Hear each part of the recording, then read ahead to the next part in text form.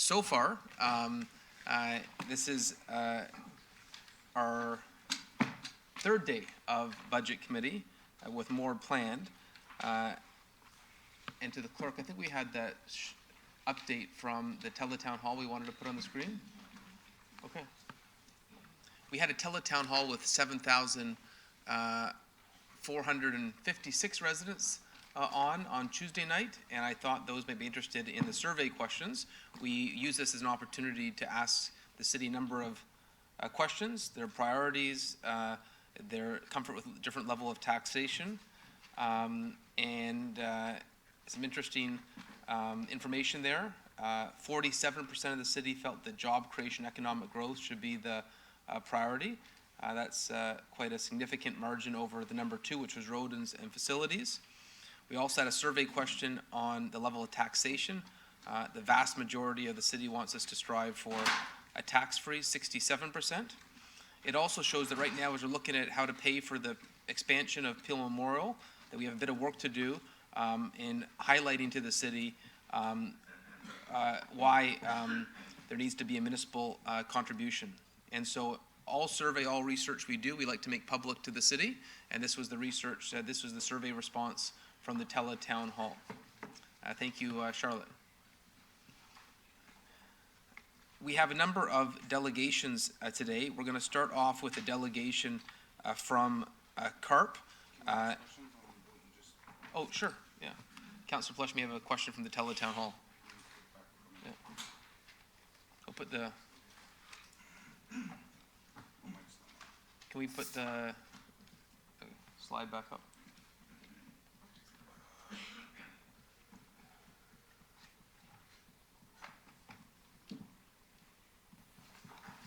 Thank you, Mr. Mayor. With the Q2 question, I'd like to know a little bit more detail. Was there a lead up into that question, or was that just the way it's written was the way it was asked? That was the way it was asked. Councillor Vicente read it out twice. And I would say it was after a lengthy conversation. We were taking calls from residents, and there was obviously a lot of feedback from residents on the call who didn't want their taxes raised, and it just happened that we asked the first question 15 minutes in, the second question around 30 minutes in, and the third question about 45 minutes into the Teletown Hall.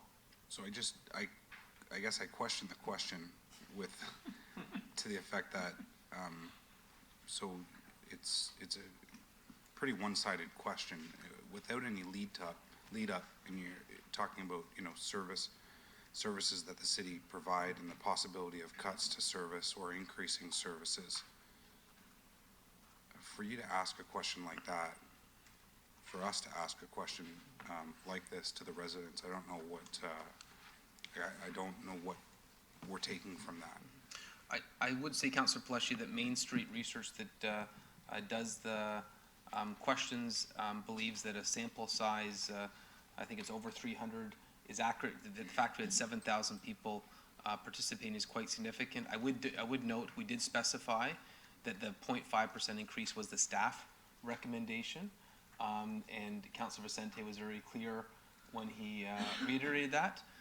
Obviously, when you do research, it's only a snapshot in time, and just like we heard some feedback from Forum, this was a much larger sample size than Forum, but research is never going to be 100% accurate, but it's the best estimate we have at that glance in time.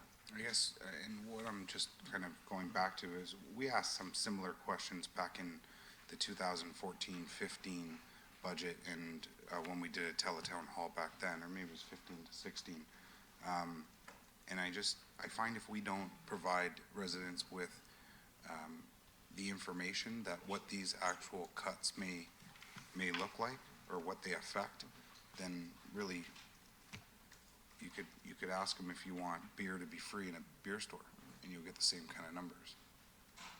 So I think that in future, if we can maybe, I don't know if you had an opportunity to, or if anybody had an opportunity to look at the questions prior to the town hall, but if maybe we can do it a little bit differently going forward, and maybe provide a level of information around what the cuts look like, if there are cuts, what's impacted, or what could potentially be impacted. Thank you, Mr. Mayor. So, I would know, I think maybe Councilor Vicente could speak to this, since he had the preamble, but I would reiterate, in the proposed staff budget, there are no cuts. Just to reiterate that, on the 0.5% increase as proposed, there are no cuts in this budget. Councilor Vicente. Other than grass cutting, there is a proposal to reduce grass cutting from 12 times a year to 10 times a year. Thank you, Mr. Mayor. I think that Councillor Peleshi's thoughts on the question are valid. It's always important to word questions well, but when you look at the context that we are working in preparing this budget this year, it's important to think back at the fact that over the 5 years prior to this term of council, we had over 25% increase in the city portion of the tax bill. A 25% increase between 2013 and the end of 2018. And I think when you look at the work that we're trying to do here and asking a question like this in the frame of, in that context, I think folks are under a lot of pressure. They've been pushed hard, and this shouldn't be any surprise. Of course, they say the only thing that's certain is death and taxes, and no one likes to pay taxes. But we all understand that when we do pay taxes, that they are to pay for services. And we would love to see our increases to be as lean as possible. So I think it is an important insight to glean that folks would like to see us provide the most efficient budget possible. That's the message here. Thank you, Councilor Vicente. And if anything, we did preface that the staff recommended the 0.5%, and so that showed a little bit of favoritism to it. It's probably why the number's down from last year. Last year, the tax freeze number was in the 70s, and the increase, I think, shows that we had highlighted the staff recommended the 0.5. Councillor Bowman. Thank you very much, through you, Mr. Mayor. I agree with both the previous speakers to some degree. These questions, the polling questions that you ask, can be read many, many, many different ways. If we want to look at number 3, for example, if you ask the 7,500 people, basically, do you understand what is involved in phase 2 construction? How many new hospital beds? Are you in favor of a levy? You know, if people understand that you're going to get 200 hospital beds, they may say, yeah, that's okay.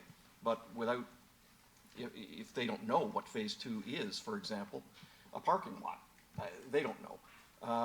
So we've got to be very careful when we look at these numbers. It's the same thing with question 2. Councillor Peleshi did hit the nail on the head. If I stood outside a liquor store and said to everyone who entered, I got a poll, do you think liquor should be free? 95% of people are going to say, yeah.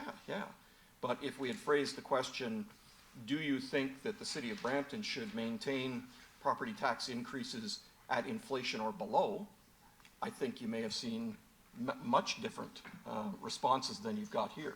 So it's hard to say. We can't put a lot of faith in these numbers because they were just a question thrown out there during the course of. I was online for the entire thing, so I heard it. But we have to be very careful when we're looking at these. These are things that we can't make decisions off of necessarily. I think we've got to go a lot deeper than that. So just my thoughts on it. Thanks. Councillor Singh. Yeah, I gotta echo some of the comments too, just having taken some courses in life and quantitative and qualitative research. I don't know if this would get a pass on that, but having said that, the chart you showed to Mayor Brown, the chart you showed earlier showing Brampton's tax rate compared to other tax rates, for me that's objective, and that's clear cut. Does that mean zero? Does that mean with inflation? We can have that debate and argument. But obviously, when you put that list up, for me, just looking at it, it made sense that we do tax our citizens too high. Having said that, there's there's a lot of challenges out there. Like when we talk to individuals, logistics is suffering because of NAFTA, and all these things are impacting my residents. They're not getting their truck routes. They're not able to make their payments. It's all a cycle effect, and I'm really concerned. And then we have global issues that are actually making an impact to my residents as well. Coronavirus, for example, is that is and potentially has a bigger impact. So we just to be mindful of what our residents are going through, potential issues that might affect our ability to collect taxes. I think keeping them at an affordable rate is very important. Being competitive is also very important. And so I think that's the gist of the message. But I do share some concerns about the way the questions were asked and what was asked. Okay, thank you, Councillor Singh. And I think Charlotte's just going to put up that chart again that we had yesterday for the context of where we stand amongst other municipalities. I know the City of Toronto just finished up their budget, and they put that chart up on their screen as well. And so we'll have that up momentarily. And it shows that in the GTA, we still have our work cut out. We're in a better position than Whitby and Oshawa, but we are still not as competitive as many other municipalities. It's why I highlighted the presentation of the Board of Trade yesterday. They mentioned the stormwater management fee. That's a 5% fee, and so we should be mindful what we put on the backs of residents. When we say this is 0.5%, you're forgetting the 5% stormwater management fee. And so we don't need to make decisions this week. Decisions are next week, but I want people to be mindful of where we stand, as Councillor Singh said, where we stand compared to other municipalities. I think Councillor Singh makes a very valid point. This is the chart we look at. Research, you can see different polls. And Forum and Main Street, there could be some variations, but this chart doesn't lie. This is the same tax rate that we all look at, every municipality looks at. And when Councillor Vicente said that we've seen a 25% increase on the city portion since 2013, we heard that last night. We had calls in, seniors, residents, on fixed incomes. It came up again and again and again on the call. And so we need to maintain quality services. And I think this budget so far, I think we've had a lot of forward-looking approaches on the transit levy, the infrastructure levy, the stormwater management fee. But this needs to be something we think about at all times, in the back of our mind.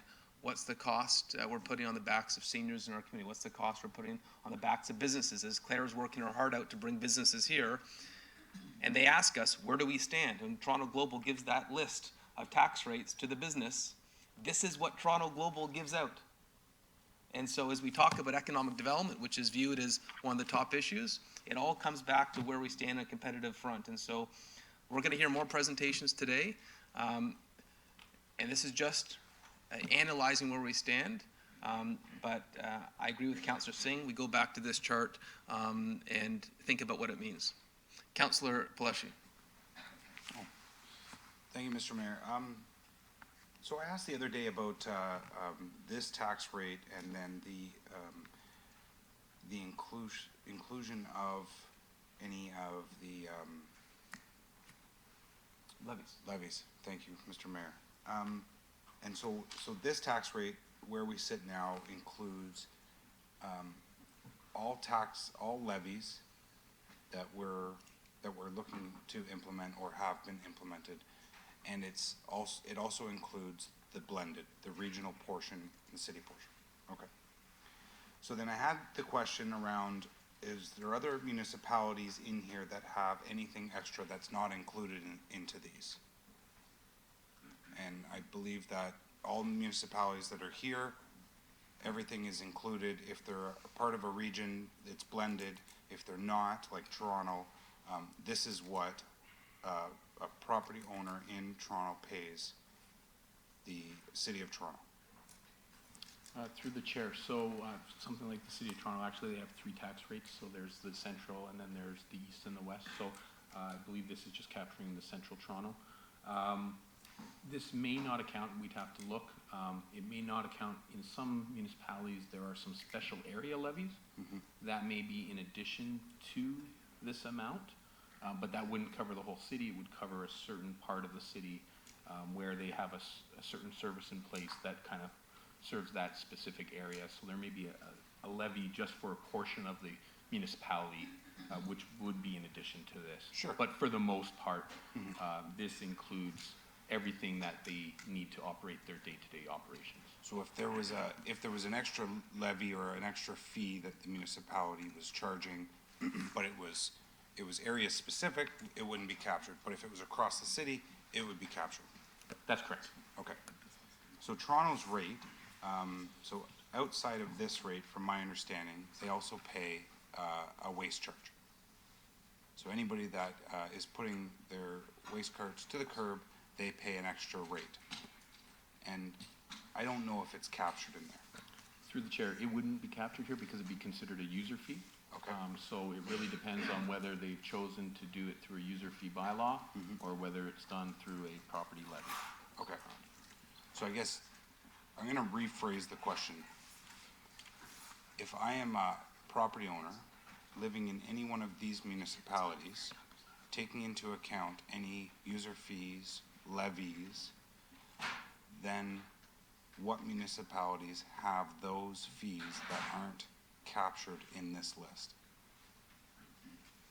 Through the chair, we'd have to do the homework on that to do that comparison, to pull those numbers to see, you know, what is the benchmark for everybody. Everybody does things a bit differently, possibly, and see what types of fees are being captured in some municipalities levy versus some that are being done through user fees. Okay.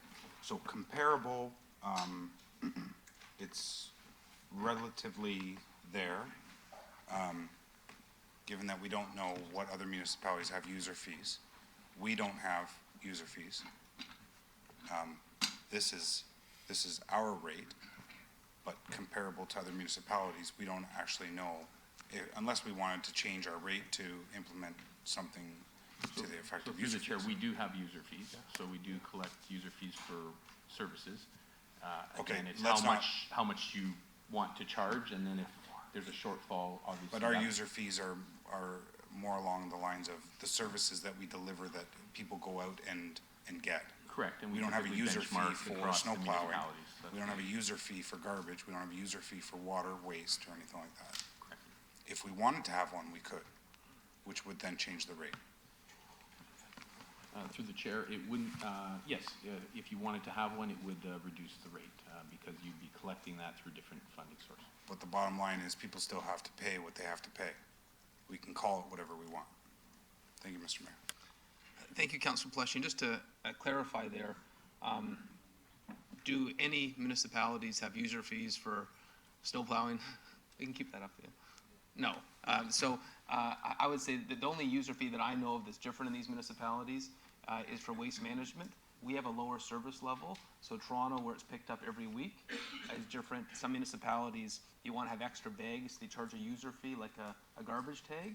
But if anything, we're at a lower service level, and so it shows that we're paying more, but getting less. And so the user fee conversation actually puts us in a worse position because we're paying the same amount for a lower service level from weekly to bi-weekly pickup and waste. Councilor Frattini. Thank you. I just wanted to see the chart back. It's a couple of questions. So every municipality is using the same percentage for the impact to do this? Through the chair, no. Municipalities have different impact assessment levels. So their averages are different across the board for all municipalities. And ours is one of the highest compared to Toronto and Richmond Hill and Vaughan. In terms of assessment Yeah. values, no. No, not assessment, but they charge you per percentage per thousand to impact. I'm not, I'll need you to clarify the question. I'm not So when they do a reassessment on your property, correct. say your house worth, what's a number, 300,000, we pay a percentage on that. The percentage that we pay, is it the same as the other municipalities? Because Toronto, the percentage is different. This is the percentage you pay based on your impact assessment. So this is the percentage that is multiplied by your impact assessment value. Right. The impact, it's the same through every municipalities, the percentage? No, And that's what I'm asking.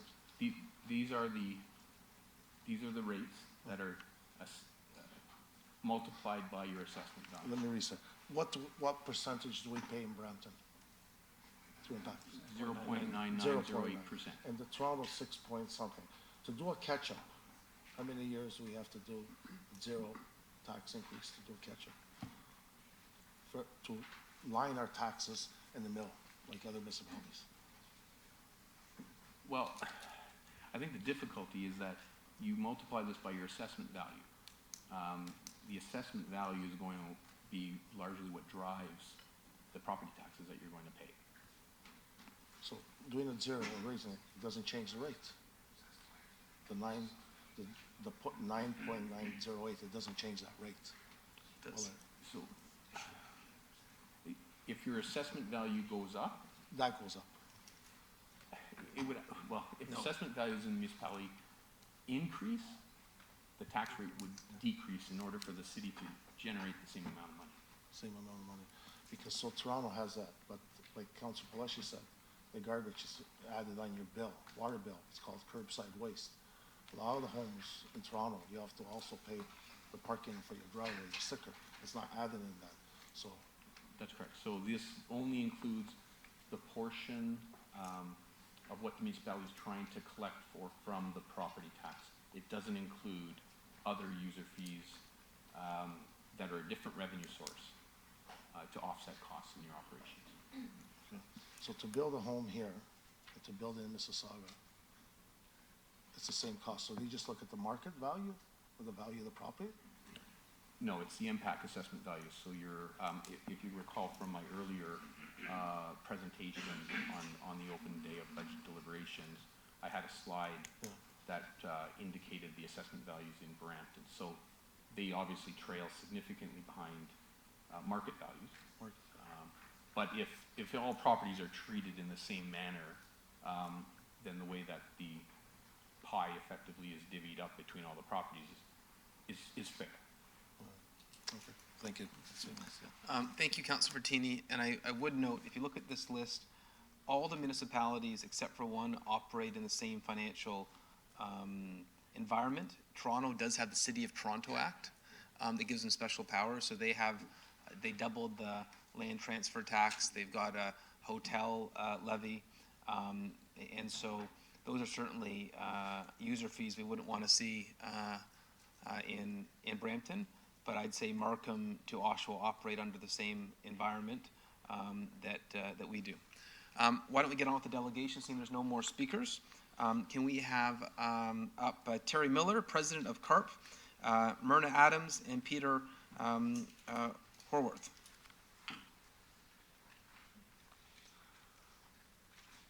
Former councillor. Nice to be here. You guys want to sit down? Okay. It's very interesting to see that chart. We've seen those charts many times. I have anyway. And sometimes the questions that are asked are pretty good questions. But today we're here to talk about the budget. And thank you very much for allowing us to do that. Before we express our views about the 2020 budget, we would like to take the time to commend the city staff for their work on this budget. It's very extensive. For some of us, it took some time to explore this budget and to figure out the direction staff is recommending to City Council. This is a 340-page document filled with ideas and numbers, but without the overall link to illustrate how each section fits together, sometimes leaving a reader a bit bewildered. Nonetheless, we have persevered, as have you, so we would like to voice our concerns as we discuss this budget. As the mayor has introduced me, and Myrna. Myrna is the chair of the Brampton Senior Citizens Council, and Peter Howarth, to my left, is the past president of Brampton CARP. We have reviewed the budget assiduously and wonder about the changes presented to you and their efficacy. We are concerned that your operating budget is too small, your revenue not sufficient enough, and your efficiencies don't consider the pace of growth and the cost of growth. Let me say from the beginning, we have no quarrel with the veracity of the numbers, but what they represent. The Region of Peel reports that Brampton grows at about 2.8 annually. Indeed, your staff recognized that number in their budget introduction by identifying 14,000 newcomers to Brampton every year. Suffice to say that whatever the exact number is, it is substantial, and we don't believe it's 14,000. We believe it's a lot more than that. In 1974, there were 91,000 people in the new city of Brampton, as the mayor has referenced. And after 45 years, a short period of life of the city, Brampton has grown to 656,000. I think it's more people, but we'll go with that number. The pace of growth has periodically been more than 3% annually, and some decades the pace has been more. The test of that number is reflected in your capital requirement, which by 2027 will be short by $743 million, and this year by $246 million. We believe that it is impossible to support growth and deal with infrastructure needs without contributions to the future. So we commend you for continuing with the 2% infrastructure, special purpose tax, and the 1% transit special purpose tax. Still, that pace of growth continues and may be exacerbated by the Ontario's More Homes, More Choices Act, which effectively changed the ultimate authority for planning from City Council to Local Planning Appeals Tribunal. Brampton, as reported, has an inventory of 30,000 residential types that are approved, where the owner is not undertaking the work required to complete final registration or construction. If LPAT agrees to release some or all of those homes, the pace of growth will go through the roof. We agree with you that Brampton should have control of the release of those units, but the final approval may very well lie with LPAT, and Bill 108 may facilitate more units. Thanks, Terry.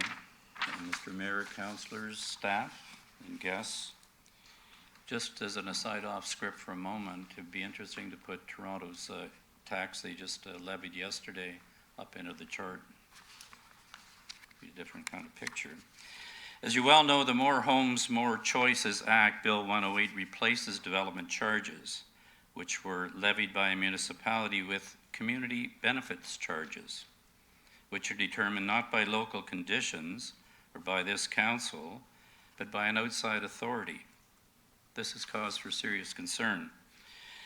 You have noted in your budget a 2020 revenue impact of $89.6 million for DCs.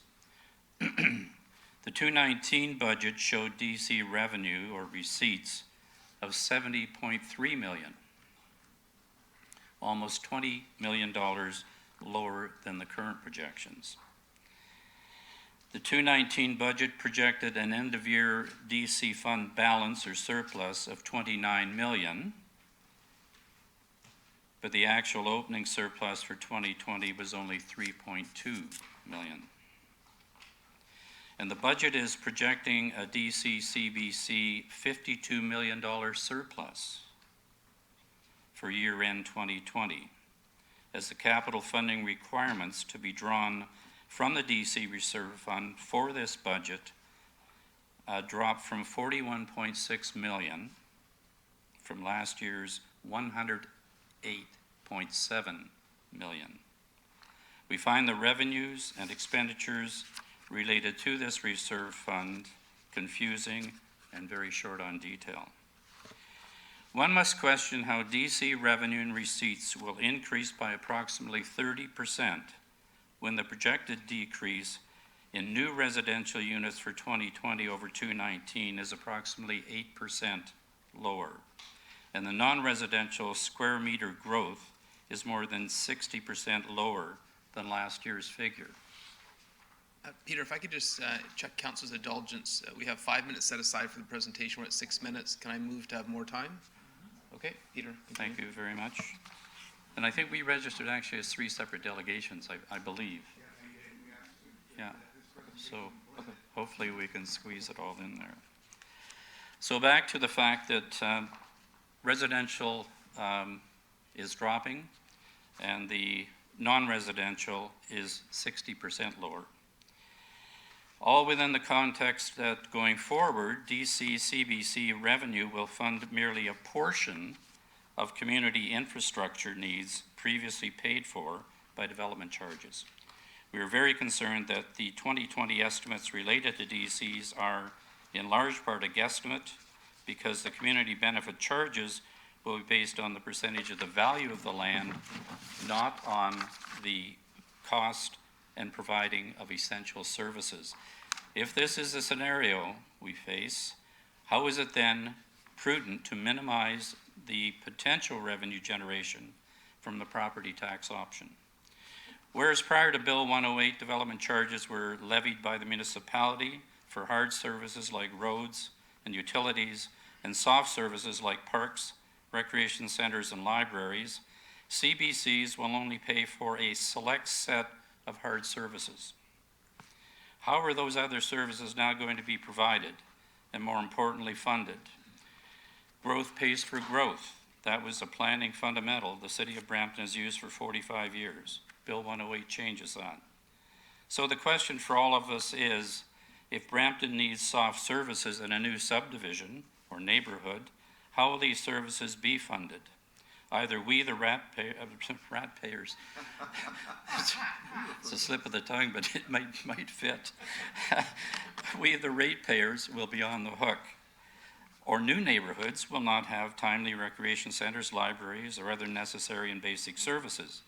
Thus, inequity will prevail between the neighborhoods, the new and the old, and before long, that inequity surely will be a problem for City Council and staff, and that's not too far as we see it down the road. Under Bill 108, local planning appeal tribunals are the final arbitrator on appeals from the developers. The LPAT now has the resurrected powers of the old OMB, and third-party appeals are severely affected by these new powers. Brampton will not be in control of its own development. A tribunal picked by the province will dictate our future. The City of Brampton's development destiny has been usurped. Subsequently, the pace of growth and the cost of growth may be unsustainable and unpredictable, and Brampton may very well be developed out long before 2040. If the greenfields are gone and intensification results in the target population of 950,000 by 2040, if it happens before that, that could be extremely problematic for our city and will, in fact, our Brampton culture survive. Myrna?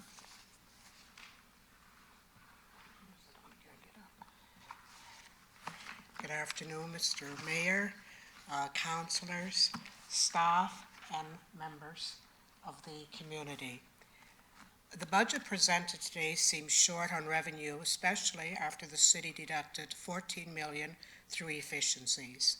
It would be interesting for the budget to have noted how many positions were declared redundant through these efficiencies and what service levels were affected. We believe that these matters were reported, but in a budget document such as this one, it would have been an important note. We have noted that in the past 5 years, Brampton administration has been reported on culling expenditures and indeed have received awards for doing so. We are concerned that although the $14 million reduction suggests efficiencies, while always appreciated and often applauded, those efficiencies really have little relevance to annual growth. Cost-effective adjustments, alterations, and adjustments oftentimes mean service changes that are never linked to city necessities brought about by growth. Last year, the Municipal Council received a major influx of federal dollars from the gas tax. That infusion of federal money deflated the increase in the municipal rate, giving us a tax holiday. This year, the full effects of the provincial government's downloading services and the reduction of provincial financing has put City Council into a box, either cutting services further or raising taxes. The 0.5% increase will not solve the revenue problem brought on by provincial reductions. We believe that the 0.5 increase staff recommends is far too low to provide adequate resources for the population of Brampton today and into 2020 to 2040. We believe it portends serious financial trouble for the citizens of Brampton down the road. To illustrate that point, one only needs to study the financial shortfall of the city of Mississauga in 2013. Fortunes changed for that city, and Mississauga's council was required to raise tax rates by 7.4%. Mississauga had been very frugal and maintained a low tax rate prior to that year. We believe that the 0.5% will lead to a more than 4% or more increase in 2021 and the following year. One of your budget pages actually appears to suggest a 5% increase in 2021 and 2022. We believe that the more reasonable position for the city, considering provincial cutbacks and protecting service levels here and allowing for the modest growth, is to increase the city's share by the inflation rate that currently stands at 1.9%. As you are aware, inflation is a sustained increase in the general price of goods and services. The budget papers report that Brampton staff uses a municipal index to determine price changes, but sometimes things change so dramatically that the index can be negatively affected. Insurance rates, union contracts, community prices. Most people understand that the cost of running a municipality is not static, and costs have to be met, and services need to be provided, and goods need to be purchased to make the city run efficiently. We suggest inflation as a number that makes sense, although we know that your staff have reduced the operating costs by 3%. We have no information about the real increase that is needed to address city population expansion, but we sincerely believe that 0.5% is too small. The real increase could vary from the cost of inflation to 3 or 4%.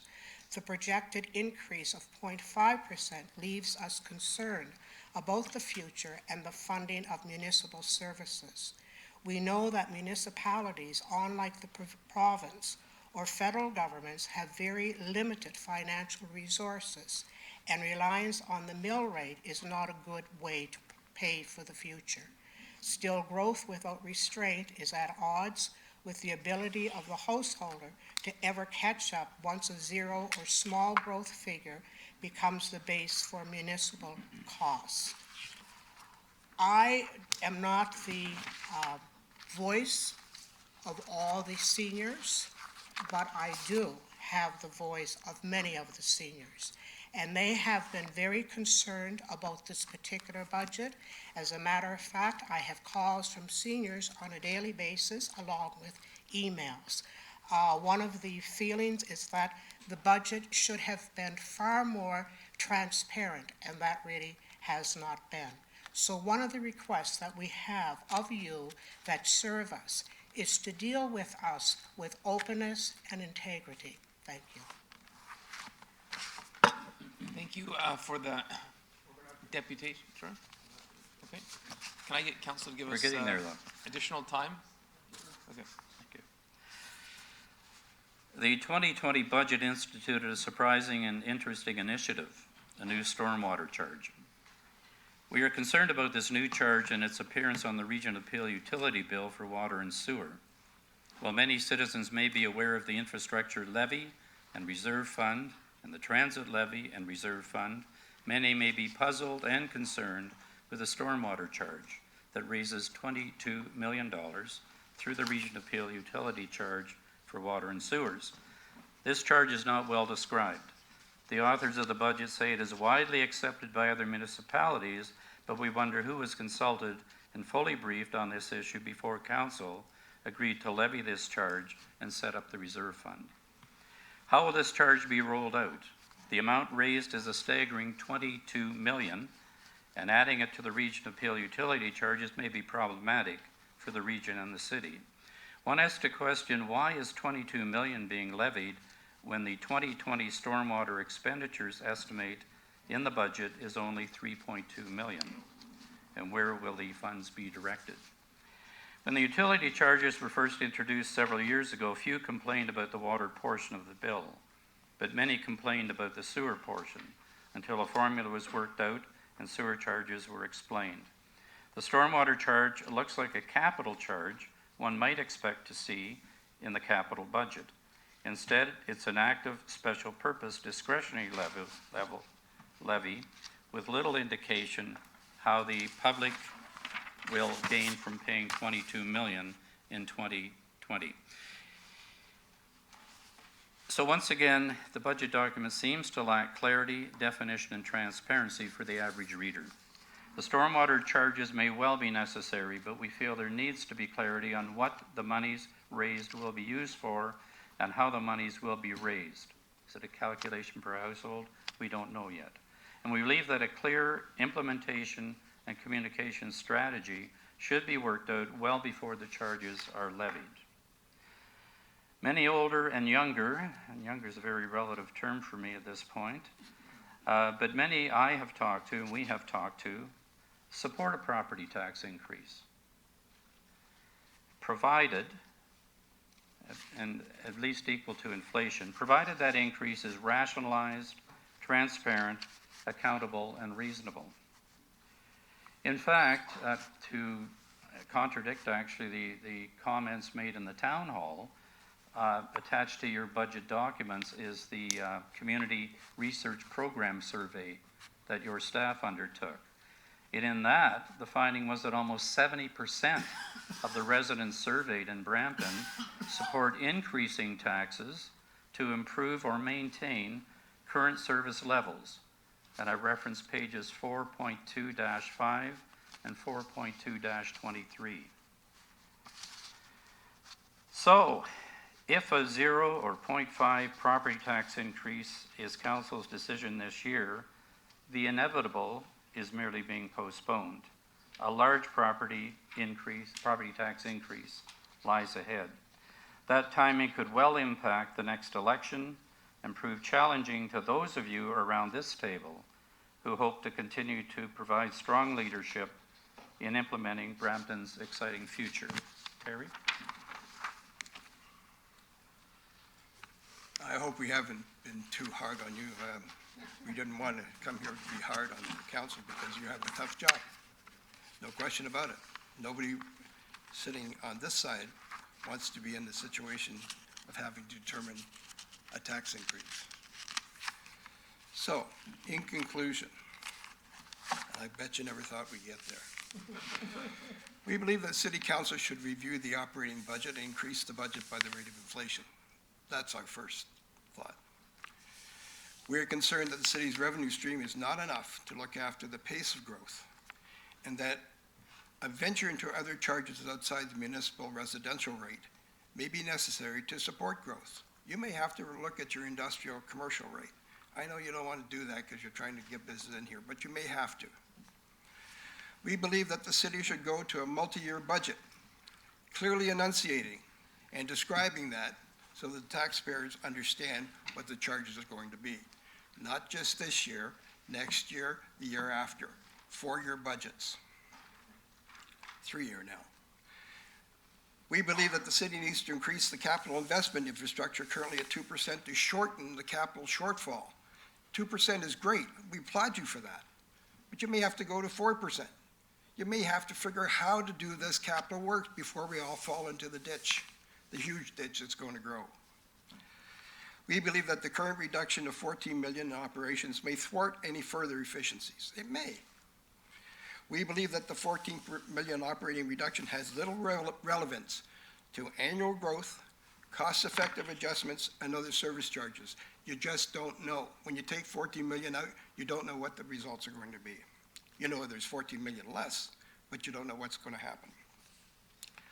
We believe that the city should measure the $14 million reduction against service levels for 2020 and 2021. I'm sure your staff will do that. They'll come back next year and say, here's what happened. And you better be in a good position at that point to make amends. We are concerned that the community benefit charges will be insufficient to assist Brampton's growth, and that the city should revisit the numbers assigned to it with regard to growth and measure how the city can afford to grow and contract at the same time. You can't do both. You can't grow, you can't contract. Doesn't make any sense, and it won't work. Anyhow, thank you for your time. Thank you for listening to us old folks. You know what? We've been here before. We've been in your chair before. We're not strangers to the budget process. And know you have some tough decisions to make this year considering the provincial reduction impacts. Don't downplay the provincial reduction impacts. They are significant. And there's no applause given to the government of Ontario for those impacts. None of them, and you won't find very many seniors agreeing with that, agreeing with the impacts. We are supportive of your efforts, but we caution that we have seen this scenario before, and without some prudent calculations, Brampton may fall behind in its ability to provide the service level it provides today and people are used to. 0.5% does not allow for growth. And since growth will not pay for growth through Bill 108, this municipality may be faced with a major financial problem in the future. We've all said it, we all mean it. Like Cassandra of Troy, we all know who she is, we are here to point out these concerns and possibilities. Thanks for listening. Thank you, Terry. We're going to have a few questions. There's a few items you raised there. I just quickly respond to your questions. You're more than welcome to take a seat. Thank you for the detailed presentation. On Bill 108, you should know that this council did write a joint letter opposing Bill 108 and I joined the Big City Mayors of Ontario in a joint letter where we felt that those costs being downloaded onto municipalities and what it meant for development was unfortunate. And we supported that, Yeah, Mr. Mayor. We support that. Yeah. The second thing I should mention, in terms of downloading, council was actually presented the total figure for what downloading meant on this budget, and I think it's identical to the proposed staff increase. What was the number for downloading, David? To the chair, 5.7 million, which is the 1.2% on the city's net budget increase, so 0.5. So for those residents upset about a 0.5% increase, that is entirely provincially downloaded, new costs that the city has. And we noted that too, Mr. Mayor. We noted that as well. Yeah. It was also raised about the federal gas tax transfer last year. We couldn't use that for last year's budget. It's for infrastructure projects, so it didn't affect the budget last year per se. We welcomed the doubling. We're pushing for the doubling, but it did not affect the tax rate last year. So I just thought we should point that out. The fourth thing that I wanted to point out in terms of the presentation, everyone should be aware of the budget's actually going up. So with growth and inflation, that gets taken into consideration. Dave, you correct me, the city budget goes up this year, is it 6%? 6.7%. 6.7%. So the budget does go up 6.7%. That reflects growth, that reflects, and you're right, growth doesn't pay for itself. Sure. That reflects growth, that reflects inflation. The budget's going up 6.7% this year. What we're talking about is the tax rate, whether that should be increased as well, but the budget does go up 6.7%. We've signed long-term labor agreements with all our employee organizations. So from fire to city workers, and now at a regional level, there's an agreement as well. And so where we're seeing commotion with labor organizations provincially, Terry, you mentioned, concern about collective agreements. Be happy to know we have an agreement now for 5 years with a financial predictability that we've now planned for that. Where there may be labor acrimony elsewhere, that's not how we do things in Brampton. In terms of the KPMG proposed cuts, the 14 million you're talking about, those aren't being proceeded with. Maybe David, just for the benefit of the delegation, if you could tell them of the KPMG recommendations, the only one that survived. Through the chair, in terms of the only expenditure item, because there are some user fee recommendations that are built within this budget, but the only expenditure item really is the optimization on our grass cutting in the budget. Yeah. So just to be clear, that 14 million, Well, Mr. Mayor, I'm sorry, that's not clear to people who read that budget. I'm sorry. okay. It's not. But it's important that we correct that just so that you're aware. And I've got a feeling that the one optimization, I love how David uses the word optimization rather than cut. There's always clever vernacular. I've got a feeling from council, the grass change from 12 times a year to 10 times a year, that may not make it through either. So there isn't cuts in this budget. And so rest assured that 14 million is not something you need to worry about. We appreciate you being here. We appreciate your participation. I think we have a few questions. And so we'll start with Councilor Medeiros. Thank you through you, Mayor, and you've touched on some of the things which I was going to frame in a question, but one of the things that I've noticed since I've been here at council is we many times talk in the name of seniors. So we self-identify everything that seniors need or require, and we sort of say seniors want this and seniors want that.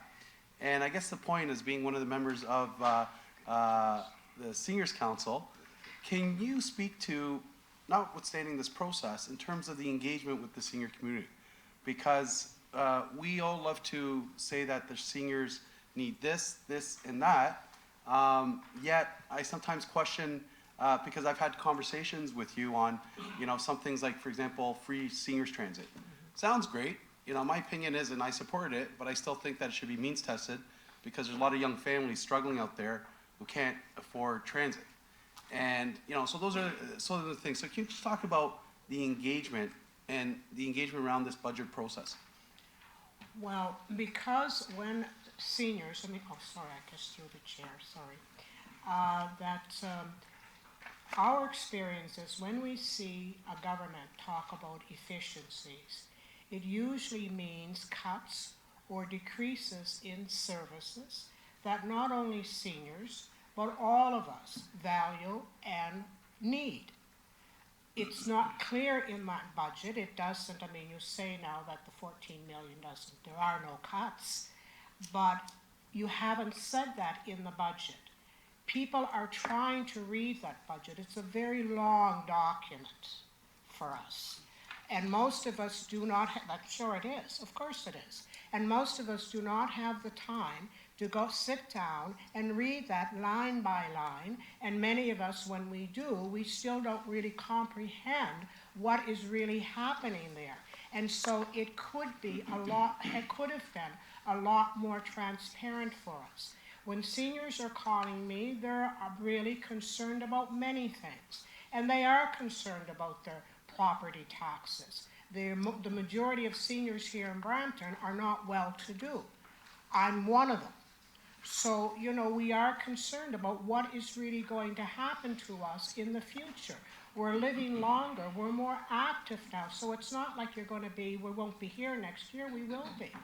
And for many more years to come. So we are here and we want you to take notice and we want you to listen to us. So And through could the I chair, just add, Martin, to your point, Myrna and Terry and I were on Brampton Carp's Board of Directors and Senior Council Board of Directors. Our direct outreach to those two organizations is probably about 10,000 seniors. And ultimately, we can reach out well beyond that through those organizations. So we don't speak on, as Myrna pointed out, on behalf of all seniors, but we certainly have a bit of a finger on the pulse of many seniors. So I guess through the mayor would there be, we talk about engagement and we try different ways. In the last couple of years, we've, I think the mayor's been successful with these teletown halls and so on. But do you feel that the senior community hasn't been, you come here and you do the delegation and then you get these explanations, then, something tells me that we should have, more targeted stakeholder outreach on the budget that goes through and explains and gives you sort of the Coles notes to this, instead of in a forum like a council when even us, we're trying to read between the lines. So there should be more, it's one thing producing the documents, it's one thing producing Cole's notes, but it's another thing having staff actually meet with the Seniors Council, meet with your CARPs, and do a road show and get out there in the community and go through and walk through the budget. Well, let me just answer this, that we did want to meet with staff prior to this. And we were told, no, it's at budget time. So you're absolutely right. And I think there's a way for us to sit down. We wouldn't be here today necessarily if there was a way of going through that budget beforehand. 340 pages is a lot of pages. And if all of you figure that you know this budget, I'd say, well, that's terrific. But I don't think that's true. So, because I sat there on those seats with you, or not with you, another time, and didn't know everything in the budget. So, my suggestion is that you do that. Do exactly what you're saying. Okay, so so the communication, we hear loud and clear, and I think staff will take note. Second question I have, so we talked about, for example, the zero. And my perspective is always, if we're going to give zero, just because of the rate of inflation, you're almost like, just for argument's sake, say 2%. You're in the whole 2%. And this accumulates. So year by year, you go -4, which I don't have a problem with. But then after, we have to start giving things up. Call it cuts, call it whatever you want. And I keep pushing that. I would like to hear your opinion. Is there any service that we provide at the city, or is there anything that we do that in your mind would say, well, not necessarily you want to give it up, but, you understand that we can't be in every business, and that's something that, and maybe that's not the answer, but that's kind of sort of the thinking process that I sort of, myself I go through, is that's fine if I'm going to support a zero, but I want to see, what are we Well, giving first of up? all, we're going to go back and look at that 14 million that you say is not cut. Because that's not what we're led to believe when we read that budget. That's not what we're led to believe. It says, in fact, through efficiencies, Yes. you've That's right. generated 14 million in reductions. And that offset the provincial clawback. So I don't know what they are, though. They're not detailed, and we're hearing that maybe that's not the case. There just seems to be a total disconnect between that document and what has come out, what the public perceives it to be. Yeah, and to be fair, through the mayor, I think we're still going through presentations through departments, and apologize to my colleagues, I'll make this, just wrap it up. So I guess some of these efficiencies, we all ourselves will look towards staff. But no, I do appreciate it coming out, but I do think loud and clear, we many times jump to conclusions on what seniors want and what seniors, so we make decisions that necessarily, and I know that's been a constant struggle with, we talked about this at the Seniors Council, is that level of engagement and communication. And, I myself take responsibility as well as being a member of the Seniors Council for maybe not doing a better job. So I certainly will do a self-reflection, and I think our staff will as well. And we can commit that, looking to David and the CEO, that we could have a briefing for CARP. CARP's a reputable organization, that next year, if your members want to have we get a briefing from David Sutton to go over any question. I realize it's a lengthy document, and there's not really a Cole's Notes version of it. So that's a great idea, and I think the more transparent we are on the budget, the better. So it's a service we could offer to other organizations. So great idea, great suggestion. Councillor Palashi. Thank you, Mr. Mayor. Thank you for coming and delegating to us today. So I support staff, maybe in the next budget, coming to CARP and having that sit down and whether it's line by line or an overview and a Q&A. I don't know what that means for any future organizations that want to essentially do the same thing. So as of right now, I'm a big supporter of CARP, and we'll put my hand up to request staff to go do that. But what does that look like if more and more organizations come forward to say, hey, we want to do that too? We live it up here on a daily basis. What decisions we make tomorrow are going to affect the 2021 budget. So we have, I guess, a little bit more of a finger on the pulse, but you're not here every day. You're not here in the chambers listening to the direction that we're providing. But essentially, this is really the first time that we're having the departments come and essentially delegate to members of council. So we're kind of hearing it for somewhat. We've got the documents as well, and like you said, it is a lengthy read. And just coming out of the regional budget, which was a lengthy read, and then I sit on TRCA, CVC, which are also lengthy reads. But so I really depend on this opportunity for departments to come and delegate to us. So maybe what the future then looks like is the opportunity for the departments to come and delegate. All organizations are very much welcome to come and listen to those delegations as well, because I expect that they're going to be lengthy delegations, but then we provide opportunity for further discussion. Then we can provide opportunity for delegations to come up and have a discussion on what we kind of just all heard as a collective. Maybe that's the go forward. I'm not sure, but I'd like to hear your thoughts. Through the mayor, also Brampton Senior Citizens Council has to be included in any engagement that you do with any group. We are over 80 plus groups here in Brampton, and that in itself represents numerous seniors that are very involved in what is happening in this city. So you really have to take note of that, and you do have to come out, if you're going line by line, Senior Citizens Council has to be there as well. Absolutely, Yes. and everybody that's interested, and that's a resident of And Brampton. there are many we groups want, that are interested, as I Yeah. say. I don't speak for all seniors, but I speak for many seniors. And on a daily basis, I get calls and emails. So there is a great concern. Maybe to your question, though, it might be worthwhile setting up just a small group to get together and brainstorm how best to do that going down the line. that's a great idea. Because you're right, I mean, it has implications, and although we're dealing strictly with seniors as well, so that's limited. There are two major seniors groups, and they're both represented here today, but how best to get that communication going, then I think it's worthwhile maybe having a brief chat, and we're all on the same page. Yeah, for sure, and there's some committees that are currently in the city, I mean, we send that direction down to them to start having those discussions to see how we can. We have, by the way, we've met on a couple of occasions now to request that we be involved at the outset around issues or policies or procedures that impact seniors. And we had some assurances you'll be at the table. Well, we haven't been at the table yet, so we stand ready. If you're dealing with seniors issues, we are ready to meet, to sit at the cutting edge of it, not at the end of it, to be told what it is, but we'll get involved as much as you want us involved. Excellent. Thank you, Mr. Mayor. Thank you very much through you, Mr. Mayor. Thank you guys for coming out. And I think you've made a lot of great points. But I also want to dial it back just a little bit. I mean, we were all, even Doug, we were all younger at one point.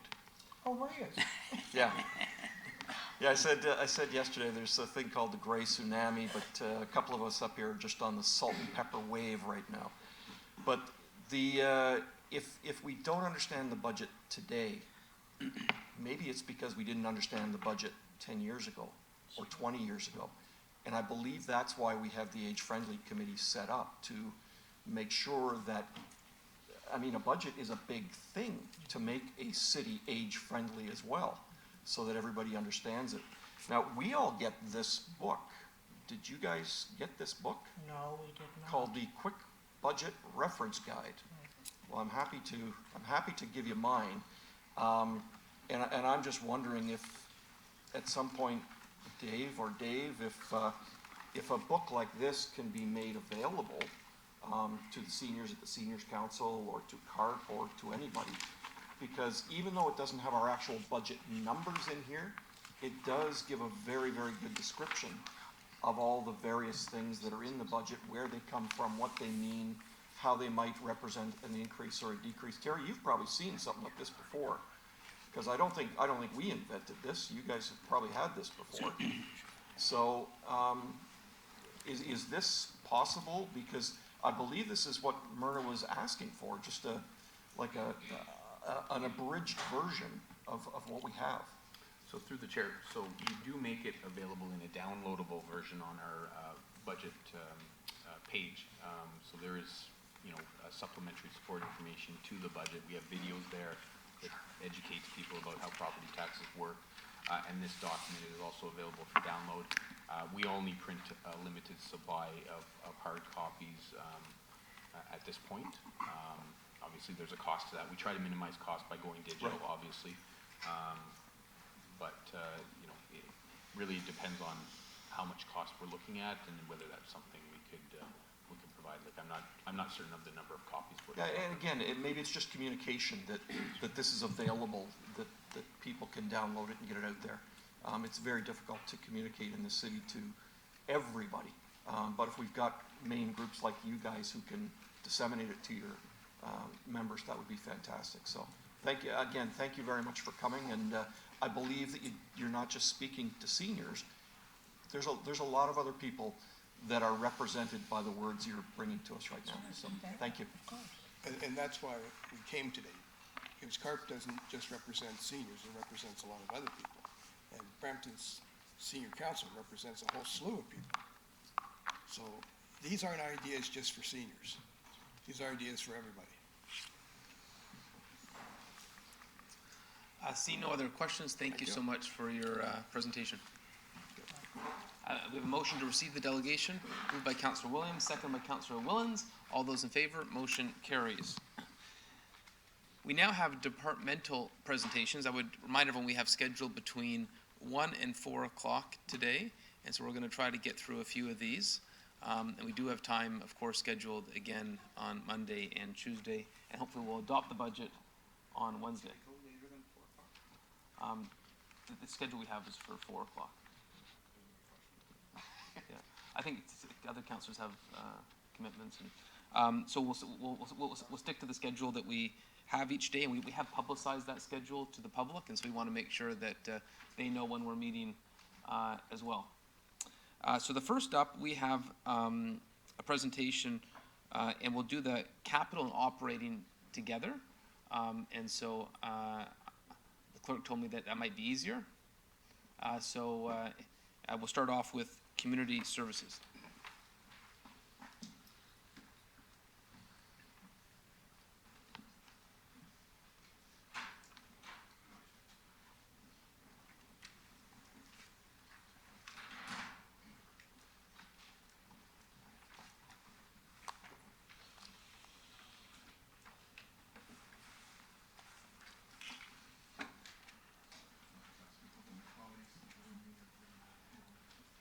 Through you, Mr. Mayor, thank you for the opportunity to present the Community Services 2020 capital budget. In this budget, you'll see the first overview really talking about a lot of our expenditures are in building and design, and that is no surprise to anybody trying to keep up with the growth that we have in the city. We have about 39 million allocated with about 216 projects in 2020, and over the next 3 years, it's about $450 million in cumulative. So lots of growth, that's no surprise to anybody, lots of infrastructure to repair, lots of brand new projects to keep up with growth within the city. What's really driving that is, of course, the priorities that council sets before us. We want to make sure that we continue to deliver what council is asking us to deliver on behalf of residents. As has been mentioned by the previous delegates and you yourselves, growth. We are growing at a very rapid pace in Brampton, and in order to do that, we need to continue to provide services as one of the departments that is very public-facing. A lot of our services do require we do need to keep up with that growth within the city. The demographics, no need to elaborate on that. We've got changing demographics in our city, both especially when age and population, and so we're moving there. And aging infrastructure, we want to continue to invest. We want to make sure Brampton in community services is really unique. In a lot of our different divisions, we've got old assets, but we're also building for tomorrow. And so as we try to balance that, we try to make sure that we keep up with our aging infrastructure, but also try to build community and make sure that the community is building we're building community and civic pride in a manner that's reflective of the investment that council wants to make. And obviously, lastly but not least, being fiscally accountable to our residents and taxpayers here in Brampton. So really briefly, in terms of capital, council has really invested a lot in recreation and some of the facilities that Balmoral, Chris Gibbs, and Howden are 3 facilities that are underway, but there's many others, South Fletcher's, Loafers Lake. There's a ton of capital that's been expended in terms of trying to keep in a state of good repair and provide a high level of service to our residents. Having said that, the growth moving forward is not just in community services. We know that there's needs in transit, and so what you'll see in this budget is reflective of a transit maintenance and storage facility, as well as new community centers. The new community center in the Mississauga and southwest portion of the city, which we know the growth is growing faster than we anticipated, actually, and so we've allotted for or accounted for that in terms of design and some of the design money for there. Good governance requires us to be stewards of the taxpayer, so lots of redevelopments in terms of making sure that our emergency services partners are able to meet the needs of residents in a safe manner. We also are continuing our partnerships with school boards, and you'll see some in the budget. We've included a new partnership at Central Peel Public School for an artificial turf, which is great value for the taxpayer in terms of utilizing another institutional partner to help offset the costs that we have associated with growth. Our facilities division continues to seek out energy programs and outfits and retrofits that help us meet some of the challenges that I know Councillor Willen spoke about yesterday in previous budgets, but making sure that we are going green and really recognizing the ability to lower some of our costs there. Youth hubs, we've spoken here and at Regional Council about youth hubs, so we're excited about that. Those dollars are in there to help meet that need. And really good governance means increasing your accessibility to your amenities. One of the things is we want to keep our amenities affordable. So it's one thing to build them, but it's another thing to make sure they're affordable and accessible to all residents as we move forward. I'm not going to go through these line by line. They're in the budget. These are just some of the highlights in the next 3 years. You'll see I've already talked about the recreation center, transit facilities, obviously. Growth requires new fire stations, so we're going to have to continue to invest in developing that. And energy management is, again, something that I noted as a really big pillar in terms of trying to understand and do our contribution here in community services for the climate and environmental change moving forward. Our terms of council opportunities, I've already spoke about the youth hubs and some accessibility. So, but when you dive into our budget, you'll see that our real estate division is really supporting our need and our desire, I should say, to be innovative, and so really trying to acquire real estate in a manner that helps support some of the innovative projects that we're moving forward with.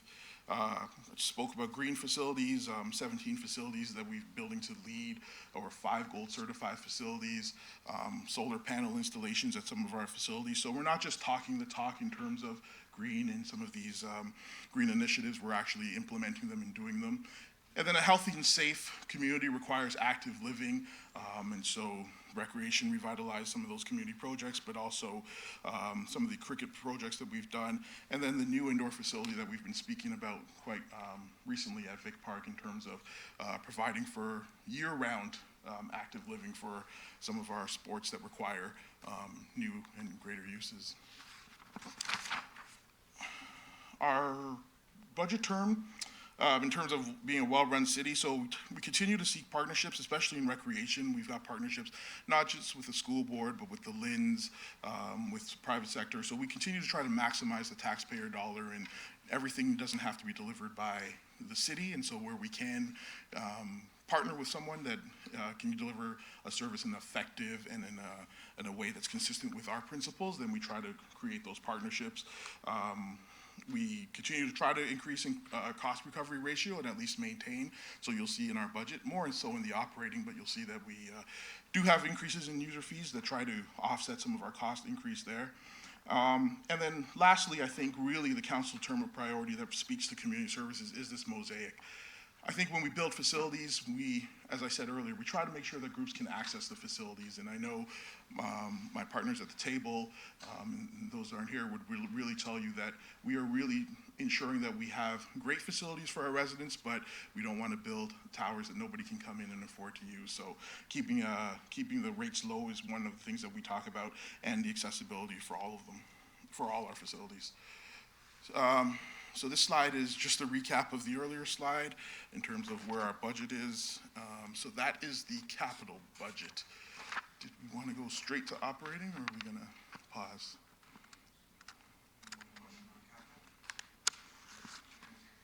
Okay. Just quickly through you, Mr. Chair. One stands out, interior design services, facility repair, under facility repair and replacements. You don't have to give me a detail, maybe if you can bring that back, maybe Monday, just to flag it, because there's quite a substantial amount there, for interior design services. I don't know that's probably across the board, but, and then the other one, maybe, Derek, you could bring back just the details of the energy programs, the asset management and capital planning under facilities and operations again. Okay. Bring those two back. It's not a big number on the energy side of it, but I'd just like to have a little bit of detail on it. Sure. But the interior design services stands out. It pops off the page. It's quite a bit, 3.7 million for 2020, so that seems to be a lot. I will get you some, Okay. through you, Chair, I'll get you some. Perfect, thank you. Thank you, Councillor Willens. There's a couple other speakers on the list, but Derek, I'm going to ask you to continue with the operational. That way, some of our questions, they won't go back and forth, because sometimes those questions, that does happen like that. So continue, please. There we go.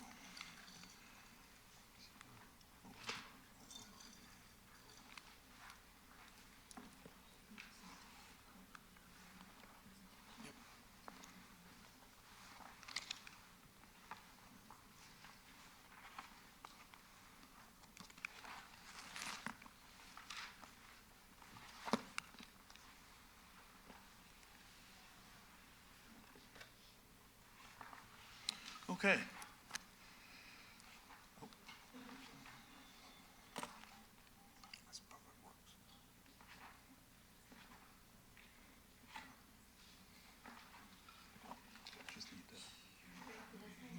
We're just having technical difficulties. There we go.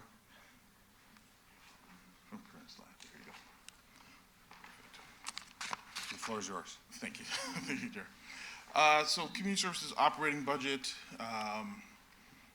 as you can see, our 2020 budget, our expenditures and revenues, we've endeavored to contribute to the corporate landscape of being efficient stewards of dollars. And so, you know, of those revenues, user fees account for 38% of those, 37%, and property taxes 62%. We, in the expenditure category, keeping our utilities and fuel costs, and we're continuing to see those rise, and we continue to try to offset that through finding efficiencies in our budget. The drivers, I won't go through these because they're really, a lot of them are the same in terms of the capital drivers that move forward. I think we've spoken through the delegates about provincial downloading, so no need to go that. Increased demand for services and increased volume of work. I know we're seeing that across the board, whether it's animal services, 311, or recreation. We're seeing an increased demand for the services that we provide and an increased volume of work, and so that's reflected in some of the things you'll see in the operating budget. And again, I spoke to our aging infrastructure and our ability to keep pace with the infrastructure that we're providing and also provide new things. In 2020, some of the goals that we're looking forward to is the opening of the dome structure at the Brampton Soccer Center. Very excited to have that facility to increase capacity for residents across Brampton. We're also excited to open Riverstone when we acquire that facility and be able to increase our service there. So in some of the ways that we're trying to keep up with demand is through new facilities or expanding existing facilities. Our expanded the 311 app, which was rolled out quite recently, has been a very great initiative and a partnership with IT and Service Brampton in terms of giving our residents more access to information and the ability to report. So we want to continue to roll that out and increase that. Continue to support the city in sort of the innovation areas through acquiring properties. So our real estate division continues to do that. And then recruitment, it's a battle for talent out there, obviously, and so we'll continue to recruit for our key vacancies to ensure that we have the right people delivering the right services. In our budget, you'll see that we, as a management team, worked very hard to help with contribute to the city's bottom line, so you'll see a base budget reduction. We continue to focus on our cost recovery, but there's a lot of additional services. So our security services, which are doing a great job, and we've seen the effects of some of the changes made there. We continue to try to advance some of those changes moving forward. And then you'll see also in our budget additional staff in realty and building design and construction. And that really just reflects the amount of projects that we have across the city and that we're involved in, and that we're that the BDC, or our building design and construction, are involved in terms of delivering. It's a huge amount, and I already spoke about the 311 app. Some of the key terms of council priorities, I'm not going to go through this list, is extensive. Council has been very supportive of community services, and I'd like to thank the council for their support in terms of my colleagues and what we do and what we deliver. We're excited about the Central Peel Collaborative Learning Technology Center. That's a partnership with the Board of Education and Central Peel in delivering that. The 311 app we talked about. Some of the metrics that you see in green, so Councilor Williams isn't here, but some of those metrics you'll see we've over $215,000 in solar revenues that we've collected, rebates on and grants on green projects in excess of $2 million, and then about a 5,000 ton greenhouse gas emission reduction since 2013. So some really good metrics in terms of what we're doing to contribute to the environmental crisis, if I can say that, to be as bold to say it is a crisis that's happening globally. Health and safety, animal services continues to have great demand for their services across the city. 20,000 calls annually, and it's just calls, but that doesn't speak to some of the other services that they provide. We're really excited about 1,000 pets that were adopted or returned to owners. So Kathy does a great job of reuniting families with their loved ones. And we continue to invest in security. So 2,000 CCTV cameras and mobile patrols across the city. We're excited to continue to invest in security services. Very briefly, just going through this, we take the job of being a well-run city very important in community services. Our realty services division does a great job managing over 100 leases, 311, over 600,000 contacts annually, and then our capital works group and our building design and construction group through their capital projects, almost 1,000 capital projects annually. So no shortage of work in community services. And then what's reflective of that, you'll see over 6 million visits to community centers annually, and that's only our 7 biggest centers, because our smaller centers don't have counters on them, so that number is probably is definitely bigger than that. We continue to invest in Flower City Senior Center. One of the things we're really proud of is our Active Assist program that council approved. Last year we had over 10,000 Active Assist members. I think the number that I recently saw was 12,000 people accessing our Active Assist. Active Assist is a program where if you meet the low income threshold, we give you a $275 credit to use to recreation services. That amounts to about $1.3 million in a subsidy that we gave to residents in Brampton. And we continue to offer in recreation over about 20,000, I think it's 21.5 thousand programs annually to our residents in Brampton. And with that, you'll see that there are a couple new positions that are being proposed, very minimal amounts of positions that we are proposing given the amount of growth and the frontline services that we deliver in community services. Those are detailed in pages in the budget. And we continue to try to deliver on what council's priorities. So with that, I will answer any questions that I'm able to and move forward there. Okay, Councillor Willens first. Yeah, thank you. Through you, Mr. Mayor. Derek, in some of the new facilities or some of the existing facilities, I don't know, it may be in here somewhere, I may have missed it, but is there any more EV charging stations or solar charging stations like the one we have at the soccer center? So I can't, I'm looking to see if I can get back to you on that. I know Yeah, we you can continue. get back to me, Yeah, yeah, we continue to explore that where we can. I know those, the ones at Soccer Center are heavily utilized, so we continue to look for opportunities to do that. Okay. I guess it goes back to the capital too, I should have asked. The solar that you're proposing at South Fletcher's, is that for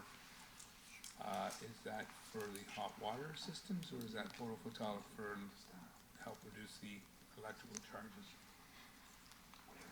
I'm gonna have to, I apologize, I'm gonna have to get back to you on that. Let's see, no, anybody from, nope, I don't see anybody from facilities here. Yeah, come back on I it, can get fine, back to you on fine, that. because, yeah, okay. All right, perfect, thank you. Thank you. Councillor Santos. Thank you, through you, Mr. Mayor. It's awesome to see all of the work around energy efficiency and the commitment we have to becoming a green city in community services. There was a slide on $15,000 in revenue for solar revenue. I saw it a little bit back, and happy to hear back on Monday.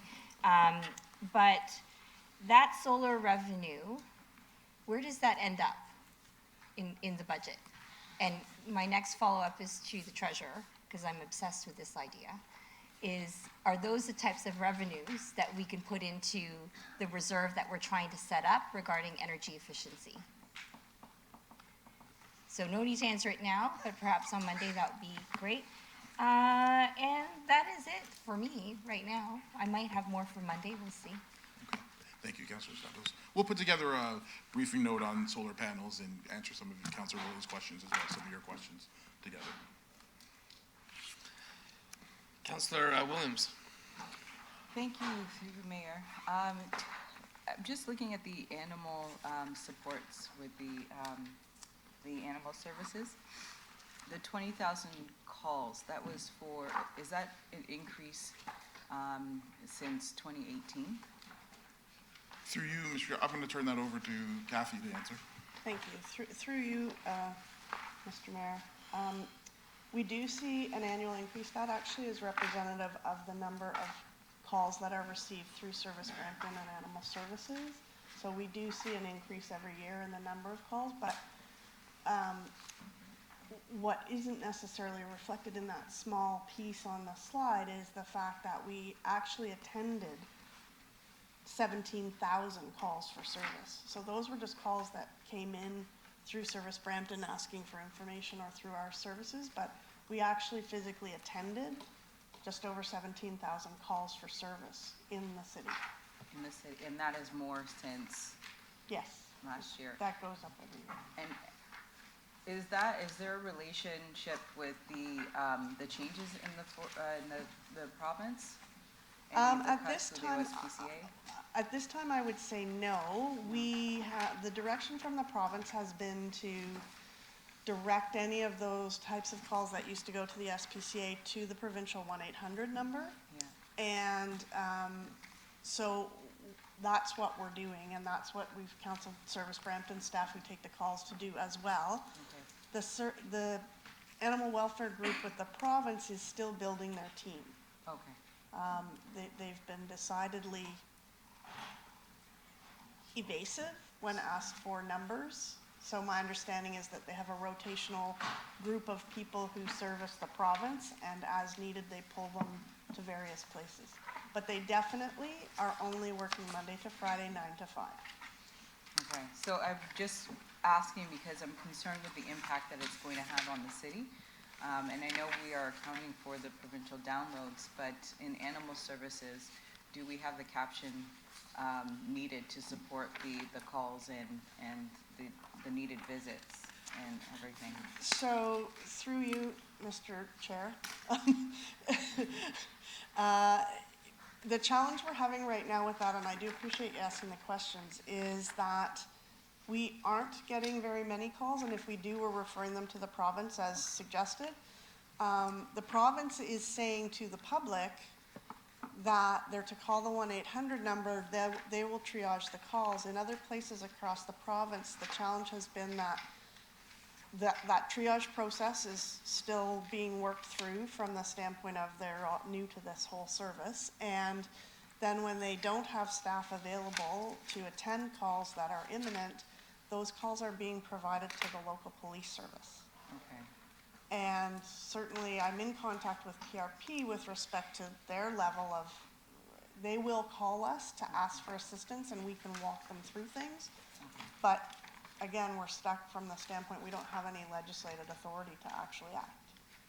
Okay, so it's more from a legislation perspective, not from a resource Well, available perspective. we reasonably would not have the resources to field those types of calls in the city should they come directly to us. We actually don't have the authority legislatively at this time either. But we definitely would need more resources if they opted. And they're saying that they are continuing to look at the service provision. Right now, their intent is to provide the service through employees of the province, the new animal welfare inspectors, which they're continuing to hire groups of.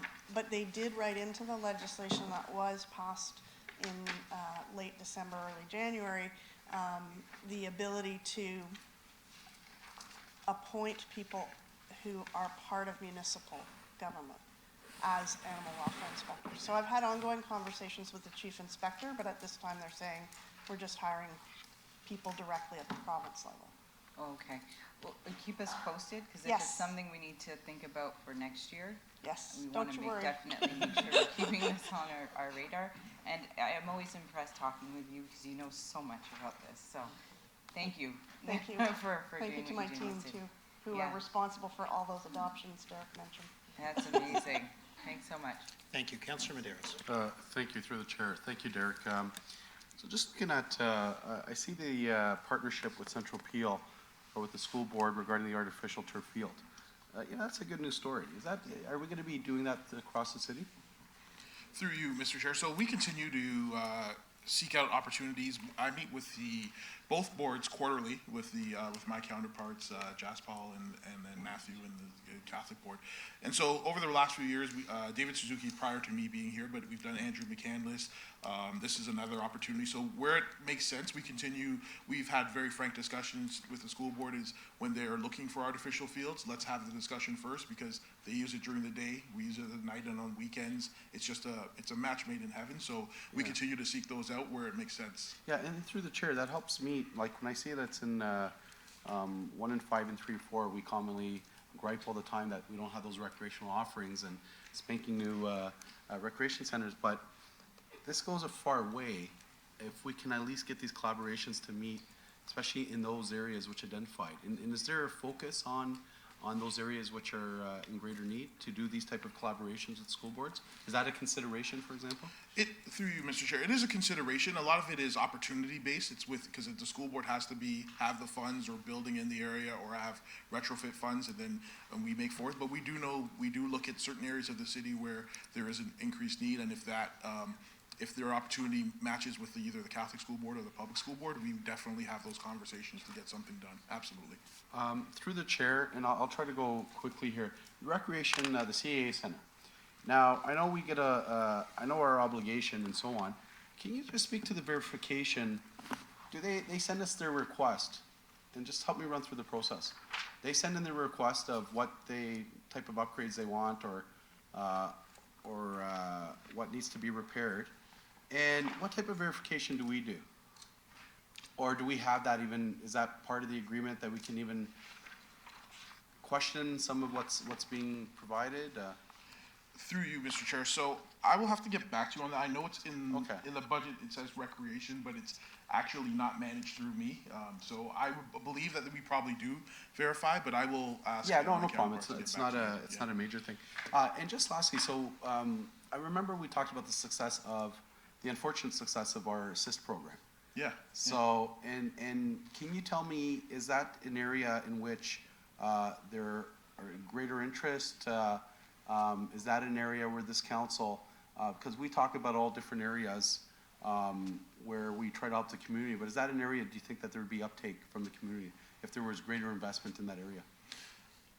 Through you, Mr. Chair, absolutely. We see those numbers in active assist continue to grow annually. I mean, that's unfortunate, as you say, it's an unfortunate success, but it is a good news story in the sense that, it's 12,500 families that we're able to enjoy recreation in certain aspects. So the way we structure the program right now, there's no cap on the program. So as the program grows, we continue to absorb that, and we see a budget line item, but we don't limit it at a certain number. Okay. So as it continues to grow, so council's continued investment, we report on it through the budget. So annually, I can come to council and say, here's what we're investing in it, and then council can make the determination whether or not we need to cap it, or should we just continue to grow? But for now, the growth continues. We absorb it in our recreation budget, and it's a good news story. Great. Yeah. Thank you very much. Thank you. Councillor Pleshy. Thank you, Mr. Acting Chair. So I guess my question on the new rec center that's coming to our area, I'll wait and maybe ask that one last. In your budget, you had referenced some new hires in specifically realty, design, and construction. Can you give me the number of those hires? And with council's direction in establishing the development corporation, I guess I had assumed at that time that that corporation would take over the realty, design, and construction areas under community services. Through you, Mr. Chair, I've been involved in some of those discussions. But I haven't been involved in all, so I don't want to. And really, Derek, I don't even think it's for you really to answer. I think if Richard can't, or if Richard can. Through the chair, basically a business plan is being prepared by a consultant to look at a municipal development corporation and understand what assets would go into that corporation. Okay. Through the chair, I can speak to the building design and construction. There's three bodies. That would be for our construction project management, which I don't think is related to our land development realty aspects of it.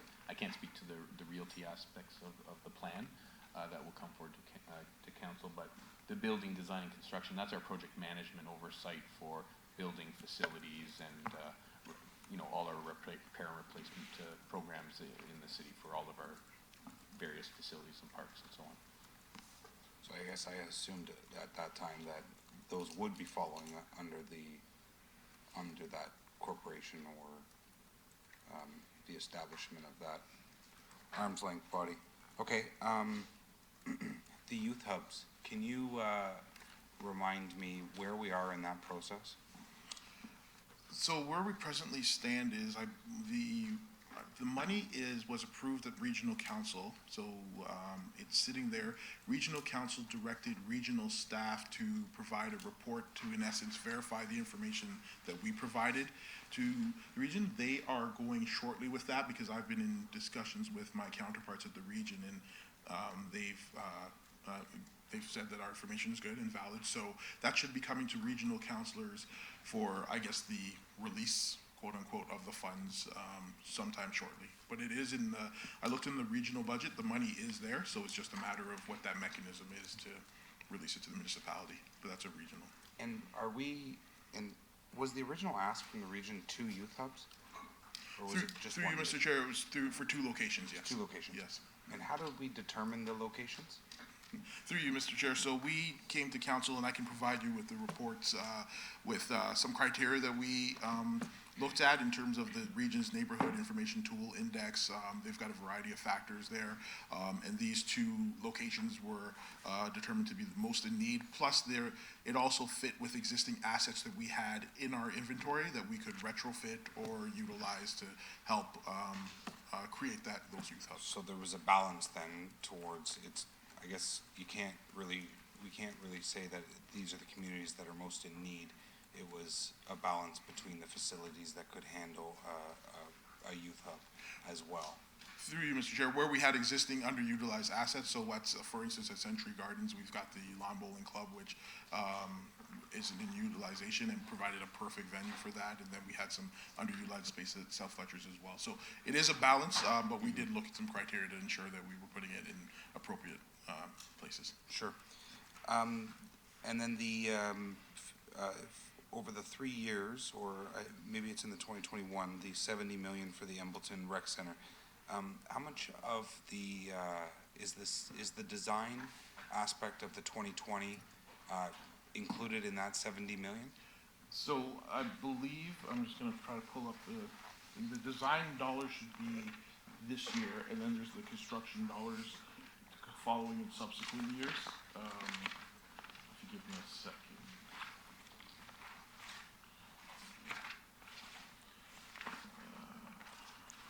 Derek, would it be easier if we just had those questions answered? Sure, I can come back sure. to you. I thought I had it at hand here because. No, that's I'll okay. just give you time. Yeah. And that was the last of my questions. Thank you, Mr. Chair. Thank you. Councillor Bowman. Thank you very much. Through you, Mr. Chair. Just a couple of questions, Derek. Well, actually, one's for Kathy. I've had the fortune of dealing with you guys on a couple of times, and you've been very fast, very efficient.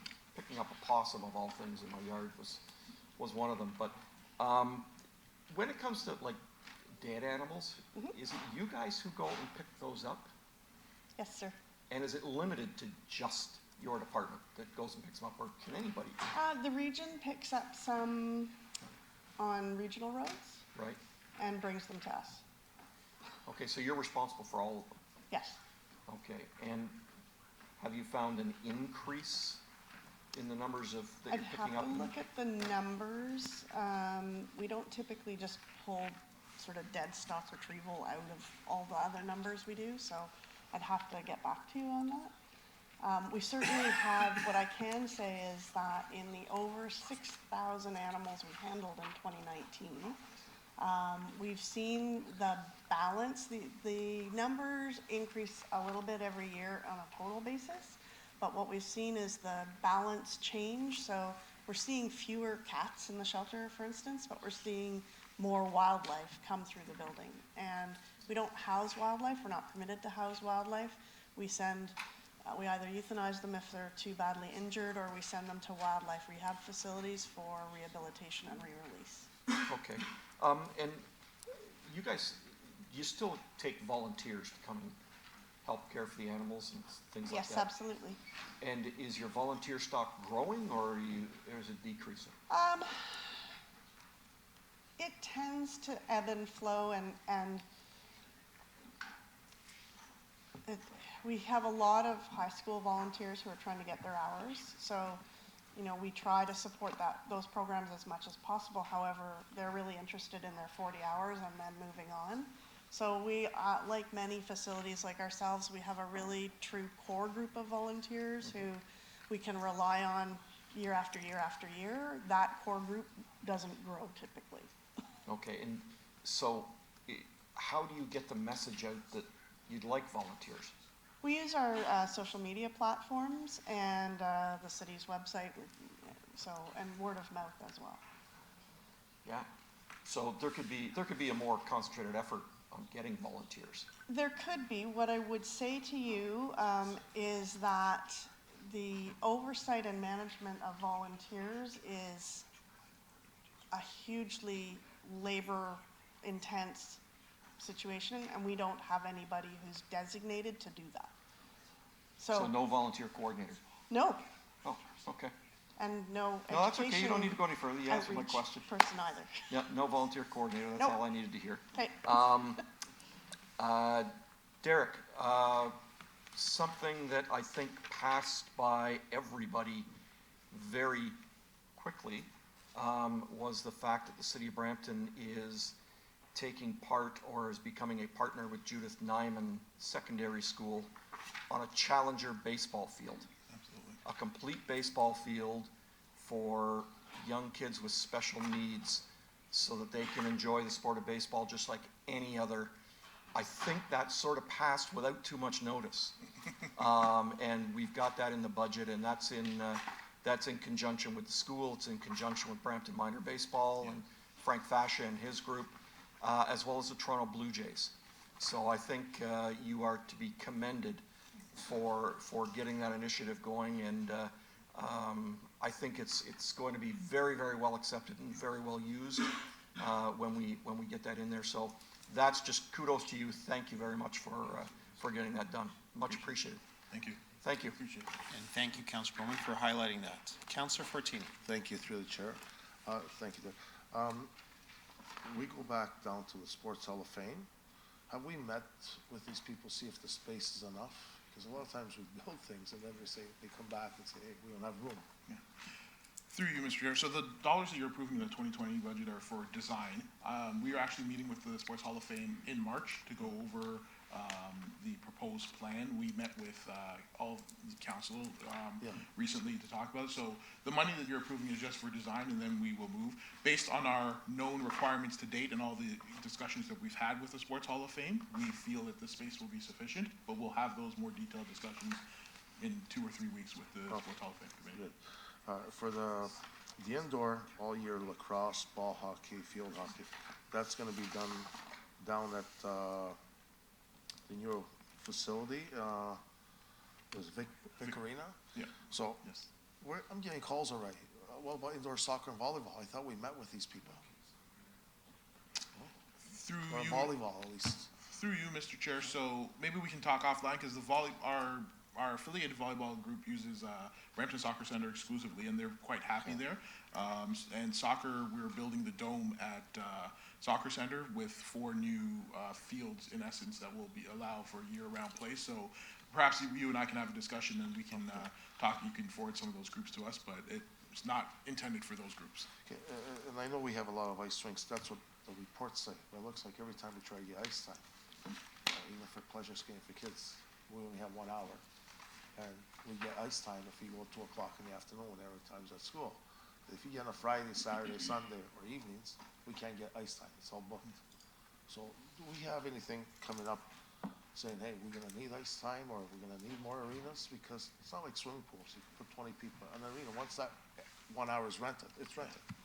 Through you, Mr. Chair. So I'm glad you brought that point. It's interesting to note because I think the consultants from KPMG mentioned this. Our facilities during prime time are heavily utilized, right, when kids are out of school and parents can take them, and so on weekends and after school. But during the day, yes, when kids are in school, which is the majority of the people that visit our centers, they appear to be empty. But there's not really anything you can do about that. Like, we can't take kids out of school to use our facilities or move. So in terms of ice is in the same situation. Now, what we are doing, council, again, very supportive, has invested in the Chris Gibson revitalization. So we're rebuilding a new ice pad at Chris Gibson. So that will augment our inventory in the short run in terms of having additional ice available. But as I said, the dilemma is that, you know, everybody wants the same time. Everybody wants, you know, after school, right after, in the evening for our facilities. And so it's a good problem to have in the sense that our facilities are being utilized, but at times it can appear that, you know, if you just want to rent ice at 7 o'clock or 8 o'clock at night, we don't have that time available. Okay, are we ever gonna say, like, if you went to Toronto, you wanna rent something, and I said this many times, you could actually go online and see what is green. You punch in your name and put it on the, and it's booked. Like, we have to go all the way to Gore Meadows. You call, nobody answers the phone. We have to go there, fill in a form, or go there, and someone has to call you back, and you have to go back and forth. When are we gonna get that system going? I thought from 2 years ago, they were saying, we're gonna get it done, we're gonna get it done. Through you, Mr. Chair. So you should be able to call our facilities and book, so if that's not occurring, then maybe you and I can speak offline, because you should be able to call and book that facility. Our new registration software launches in the fall of this year. That new registration software will give us the ability to allow to show available ice time, meeting rooms, and that capability. The booking feature online will follow shortly, but in the launch right away, we need to make sure that we progress from our old system to our new system in a fashion that makes sure that the system is stable. So that is coming. It's not just a promise. We are actually moving our registration software. It's a big endeavor in fall of this year. Now, going back, one more last question on the ice time. If I go to Toronto, I want to rent Forest Hill or Glencairn, and they ask you, you need 51% of the residents that live in the area to book it there. Because we're getting people coming from outside, and one of them is our senior facility. Because they don't know when they're coming here, and they register them, and then we have a capacity full, and we can't register our own. So can we balance that? You know, our own should come first. Like if you're, most of the people from, and I know we do playoffs on a Sunday. We have to go to Mississauga because our ice time, they already take it off and do ball hockey at Terry Miller. Through you, Mr. Chair, so our rates and fee structure do allow us the mechanisms to control some of that demand through increased user fees. So non-residents pay a substantial premium to rent. In terms of priority of ice, our affiliated groups and city programs do get priority, and so any available ice time after that is then available to the general public, but there is a substantial premium on all of our assets in terms of non-residents coming, and that's how we control that. And you'll see through the user reports, we're actually recommending to increase some of those non-resident fees. Okay, thank you. Thank you. Thank you, Councillor Fortini. I have a motion from Councillor Santos to receive the departmental presentation for community services on their capital and operating budgets. All in favor? That carries. So members, we now are going to receive departmental presentations from Public Works and Engineering on their 2020 capital budgets and operating budgets. Welcome, Jasvir.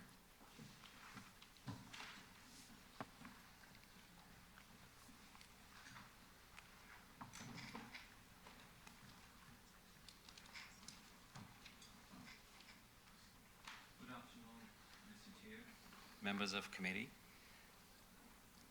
I want to start with a famous quote here, that the people build the cities and cities make citizens. And when citizens take pride in where they live, they become the brand ambassadors for the city. And when you have the branded cities, those are the cities which attract the talent and the business to propel your economy. And how the citizens take pride in themselves, because when they take pride in the infrastructure, when they know that our roads, bridges, sidewalks, green spaces, tree canopy, parks, trails, corporate buildings are state of art and they have a good state of repair, that's what the pride comes from. I always tell that whenever somebody drives into a city, within 10 minutes of driving on the road and seeing our buildings, our green spaces, they have already made an opinion about our cities. So City of Brampton, we have infrastructure worth $5.8 billion, and out of this, $4.3 billion are under the portfolio of public works.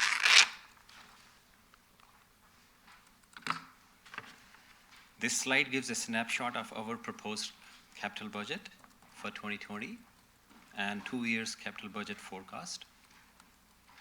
You will notice that the majority of funding for capital investment comes from development charges, tax base, and gas tax funding.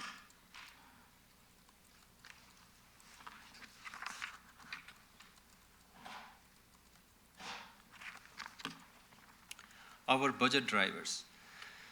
So our current infrastructure in the public works is quite large. I tried to memorize it, but I couldn't. So we have 3,967 kilometers of roadway lanes. We have 1,900 kilometers of sidewalks, 1,800 kilometers of storm sewer network, 340 bridges and culverts, 38,000 catch basins, 13,000 manholes, 883 parks, 50,000 streetlights, 46,000 traffic signs, 570 traffic signals, and 272 kilometers of trails. And I still have something in my pocket which I'm not saying. So it's a huge infrastructure. Whenever there is and we are growing too. So when we grow, we age too. So our budget drivers are aging infrastructure because it needs a continuous investment to keep it in a state of good repair.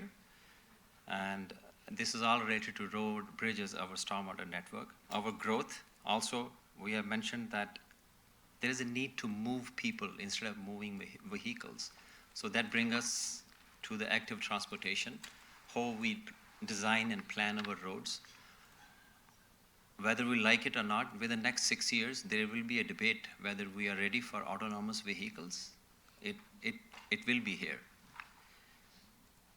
We need to show some corporate responsibility, which is I call corporate social responsibilities, about our increasing the green infrastructure, the green imprint, because of we are already saying that we want to become a role model in that too. And one of the other budget drivers are legislative changes. We have to have asset management as per the core infrastructure is concerned. We have to do it by July 2021. Prevention downloading, I need not to explain it further. Council priorities, our commitment to the environmental objectives. And lastly, I also want to say that we don't want to lag behind in adopting technology, because we all realize that, and we all seen it, that every 4 months the Apple changes the software. No, I can't even use Apple 7. So that's how the pace of the technology is there. So we want to adopt the technology which makes us efficient and effective in our service delivery.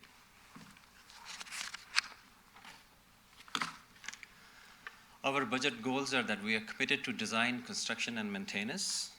Again, in a very, we want to have a proper due diligence that we are fully cognizant that the monies, that city doesn't generate revenues just like any other business. It comes from somebody's pocket, and how we spend it, we have some moral obligations towards that. Main focus is on maintaining the whole infrastructure in a state of good repair so that we are ready for the future growth too. Whatever decisions we make today, they are not about today. They are about the tomorrow and for the future of our generations.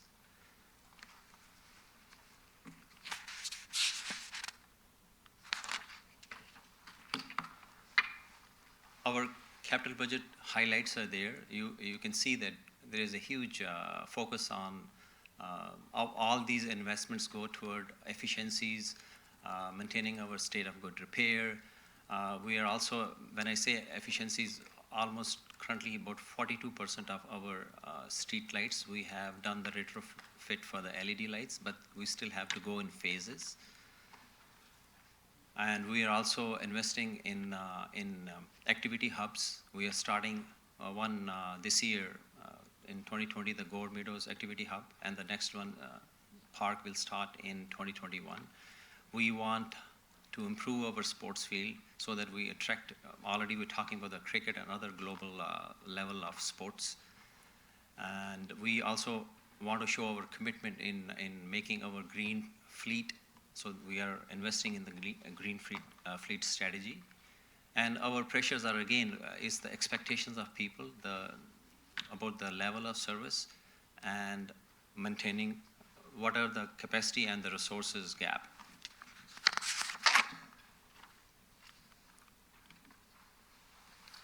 So opportunities, this is everybody knows that our focus is to remove the SPA for the downtown core. Just by doing that, we will be having almost 3.6 million square feet of area for development, which is a huge, as per our economy is concerned. We want to invest in our green infrastructure so that our footprint increases, and also this shows our support for the sustainability. Our the green pillar, we want to, you heard this Wednesday that we want to invest in the 1 million trees, and we are very aggressively pursue that target. And then you will see another initiatives that we are doing certain EA studies for the Queen Street as well as the LRT, and hopefully they will come to fruition quite soon.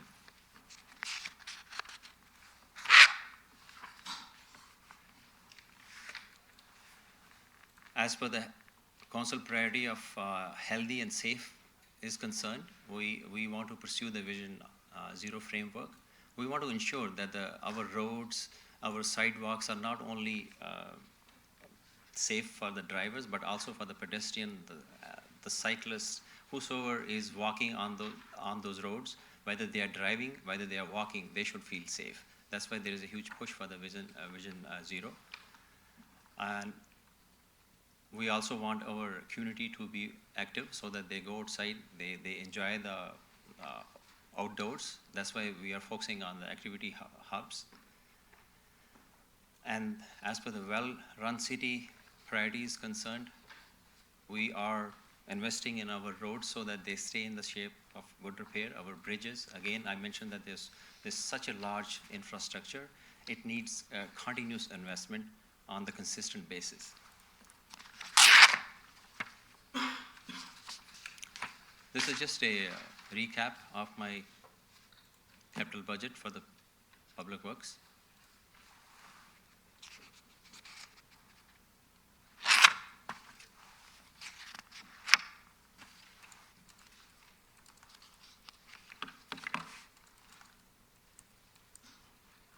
What did I do?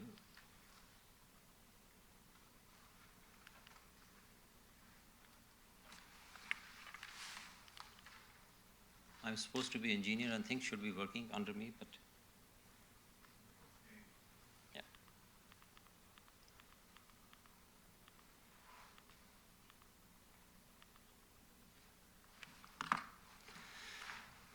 So as per our,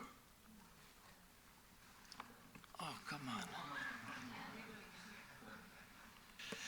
We're just gonna bring it back to the first page. You were on it a moment ago. I want to keep it this side.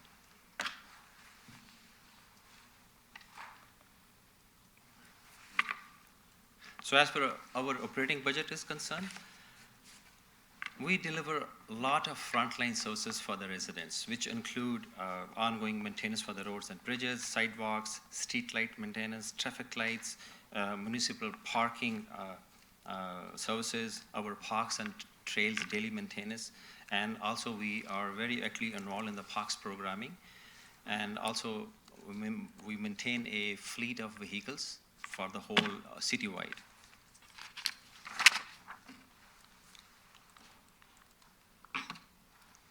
This is just a snapshot of our operating budget. And you will notice that the major funding stream for this is tax-based. We are also requesting for 2020 the 8 new staff members. Out of these 8, 5 are net zero, which will be recovered through the stormwater levy because those positions are needed to maintain and to the administration and the management of the stormwater program. And the 3 positions are just related to the general growth of the parks as well as the development department.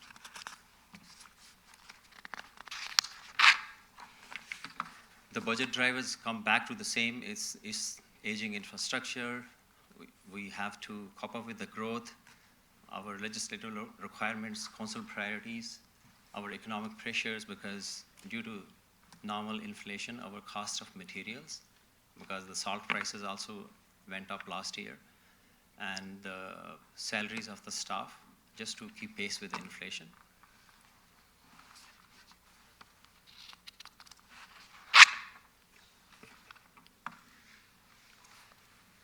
Our operating budget goals,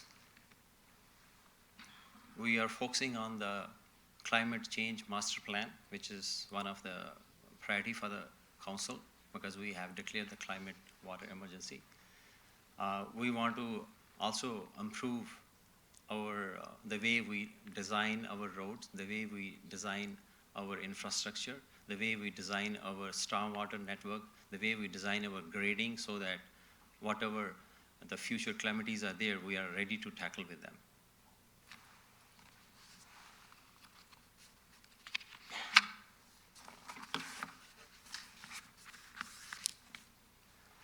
So our key operating priorities, this year we did, in last winter, starting in 2019 as well as 2020, we started a enhanced winter maintenance service level pilot project.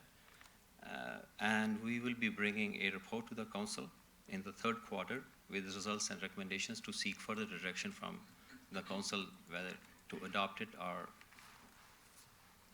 to moving forward directions on this. We are also developing the green fleet strategy, because currently whatever 1,000+ vehicles we have, they all are, we don't have that much. I just found that we just have one electric vehicle, and which is also giving us troubles. And this is a serious thing. When we go to the Mississauga, half of their fleet is green fleet. So a huge improvement is needed in that aspect. And we also want to, you all know that we are starting the stormwater billing in the region of Peel Bills. And then how to, that's why we're asking these 5 positions, because it's a very large administration and management of the stormwater. Though the billing comes from there, but how the money goes there, it needs a proper setup, and then capital planning for the future too.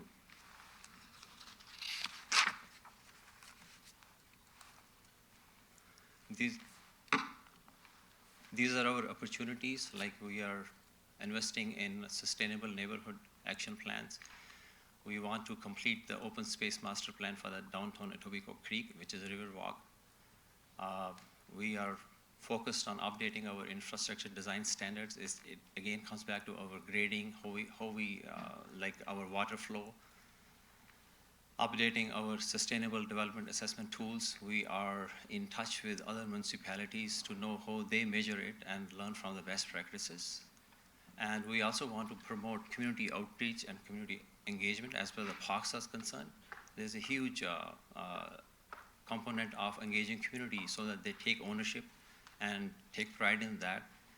And that's why we are starting these fall cleanups, so that the community itself becomes engaged in these key cleaning things.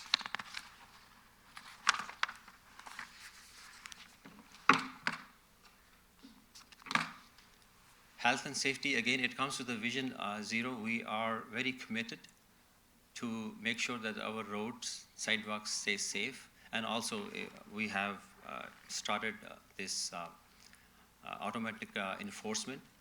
Already the signs have gone up on so many locations. So within next 90 days, we will be switching to the photo radars. And hopefully I was asking one of my director, I said, what is the speed limit? He said, I don't know the speed limit. He said, why, you want to know the speed limit? I said, no, I don't want to know the speed limit, but definitely it's going to change the mindset of the people how they drive on the roads.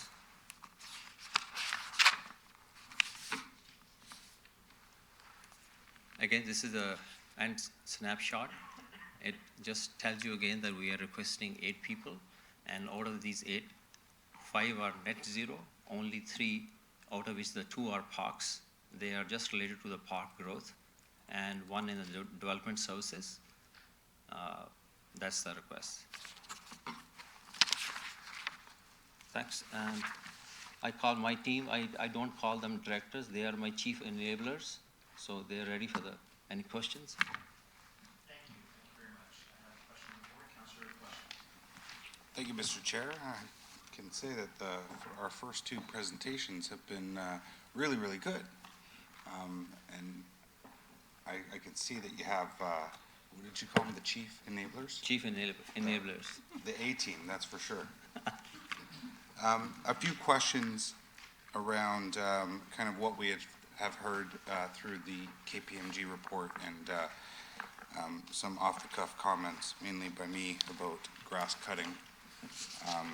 Currently. I knew you lost that. I knew you knew that I was gonna ask that. So currently in the city, somebody had said that we cut grass 12 times a year. Is that accurate? Through the chair, yes, that's correct.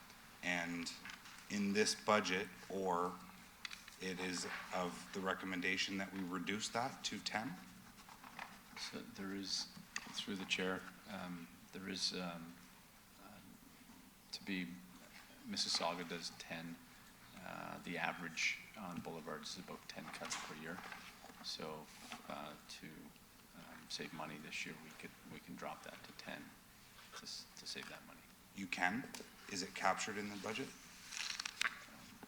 Or is it just based on, like, I'm sure, actually, I don't know. Did the recommendation come from KPMG saying to requesting, reducing it from 12 to 10, and then your budget was, for that was designed around that, and that's what we have before us? Or is this based on 12? No, it's based on 10. So what does, so it's this, per cut, through the chair, per cut, it's $240,000 a cut. So it would be $480,000 savings.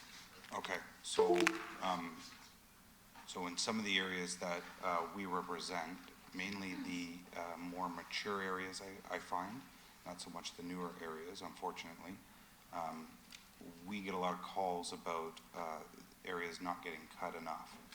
And I've never actually gone out to count how many times we've cut, but I can't support a reduction from 12 to anything, knowing that, you know, we get a significant amount of calls every spring. And yeah, they tailor off towards July and August, the later hotter months, but so on a go forward, I don't know, so I can't support that. So if I can be assured here today that, you know, we're gonna continue to cut the areas that have been, I guess, problem areas in the past, the same, or if not, maybe more, because the calls have come in, then I'm okay with that. But on a go forward, I can't support that. Through the chair, is the will of the council, whatever the direction is there, we will follow that. Obviously, it comes with the resources as well as the funding, but again, it's the council will, and we will follow that. Okay, so I guess before I go into the rest of my questions, through you, Mr. Chair, to the clerks, or in past, we've kind of talked about motions that we may be putting forward and then held them off to the end and towards the last day and final council meeting to approve the budget. Is that how we're going to do it, or am I free to put that motion? I'll let the clerk respond. Through you, Chair Vicente. What I provided on your desk today is the recommendations that I have received or by way of the reports or discussion thus far. I think the easiest way possibly to deal with those is to hold off until Monday, hear the remainder of the presentations today, and then on Monday focus on amending that set of recommendations as you might wish to do. Okay, thank you. Then I'll go into the rest of my questions. And then in particular, there was another recommendation about the reducing the trail maintenance, winter maintenance. Is that included in this? Is that recommendation? Actually, we have a clarification through the chair. We have a clarification for that. There is no reduction in service. We just want to bring the service in-house. So Rob can explain. So through the chair, that service was contracted out 2 years ago with the new contract. So having our staff do the service again, the contract cost today is $258,000 to do the trail maintenance for snow clearing. It would be a savings of $200,000 because we would keep the 58 there to help us if we needed. We have a parking lot contractor that helps us with our parking lots when we are when we get a lot of snow, and to keep our service levels at the 24 hours on our trails, we may put some of the smaller parking lots onto that group So that would give us the savings of 200,000 a year. It does not change the service level. What it does is it's just showing a savings because our own staff will be able to do the trails again. Okay. Okay, good news. The renaturalization, the KPMG the other day had talked about maybe the potential for renaturalizing areas of Brampton. And Rob, I think it was 2014, we had a discussion about, and it was probably prior to that term when the city was leading the renaturalization of a lot of areas in Brampton. I guess I kind of need to know, you know, not in any specifics, but how has that program been going? How often are we renaturalizing areas in a particular year? Is it still ongoing, or do we feel like we've done the areas that need to have been done? So through the chair, that is an ongoing program. We work closely with Michael Hoy's group, determining valley lands that we can creep up to the pathway or open spaces where we can fill in with fetch and ryegrass, and stop cutting those areas. The idea is to with the new development that comes through and all the new turf we get to cut, this could possibly in the future offset costs going up for the amount of green space that we're going to stop cutting and naturalize with the new boulevard grass that we're going to take on. So the program is still going. We will probably be bringing you a briefing report as to which ones we're going to do this year to slow down the grass cutting because we have added boulevards to add to the contract. Okay, and then, so eventually we will have an end date to renaturalization of areas in Brampton, I would assume, because all future planning areas that come forward to the city, we've already had the discussions through site plan that areas of that development are going to be renaturalized by way of the development, correct? Through the chair, that's correct. Okay. Can I get a rough idea on the timelines? From my recollection, going through old tapes, I thought we were going to be close to done. I know that we were taking a little bit different approach than Mississauga. They were doing it kind of all one shot with the LEDs. Where are we in terms of percentages in the city, and maybe timelines as to when we will be complete? Through the chair, currently we are at 42%. We have already converted the retrofit, and we plan to do we are seeking this investment for the next 3 years. We want to do in the phases. 3 more years? Yeah. Okay. The photo radars that were, I haven't heard this question come up, and with all the issues that Toronto's having with cameras getting stolen or vandalized, are we using the same type of cameras that Toronto is using, or have we learned from their mistakes? Through the chair, we're using, we are. We're in the same contract, or negotiating the same contract that Toronto is. Quite frankly, I think the hype around what happened in Toronto is very good to promote the use of photo radar, so I actually think it's a really good thing. I don't think that there's a real benefit in stealing that equipment. I find it surprising that it was stolen. Vandalism, on the other hand, I can see that happening, but stealing that, they have GPS units in them, so you can track them down, and if they're sitting in your living room and you're tinkering with them, well, the police can knock on your door and find you with it. So I really don't, I think it's a good promotional opportunity for it, actually. And I'm fine with Toronto providing that promotional opportunity, but it's coming out of Brampton, it's not going to get much airtime. So can we take measures to ensure that, you know, nobody's going to be able to go out and spray paint the lens of one of these cameras? Through the chair, no different than any other of our infrastructure. We just have to be ready and aware, and if it does happen, then we have to react and deal with it. So can we at least make it a little bit more difficult in terms of putting them up high, so then you actually have to get a ladder to go out. Through the If chair. you're at the hardware store buying a can of spray paint, you can just get a ladder. Yeah, through the chair, again, I don't want to get into that whole design element here, but the actual cameras are big, large units that are over 700 pounds each. They sit on the side of the road, and they're designed specifically to target the actual license plate. So again, I think the design has proven in the States, it's proven in Toronto with the exception of the 3 particular incidents that have occurred.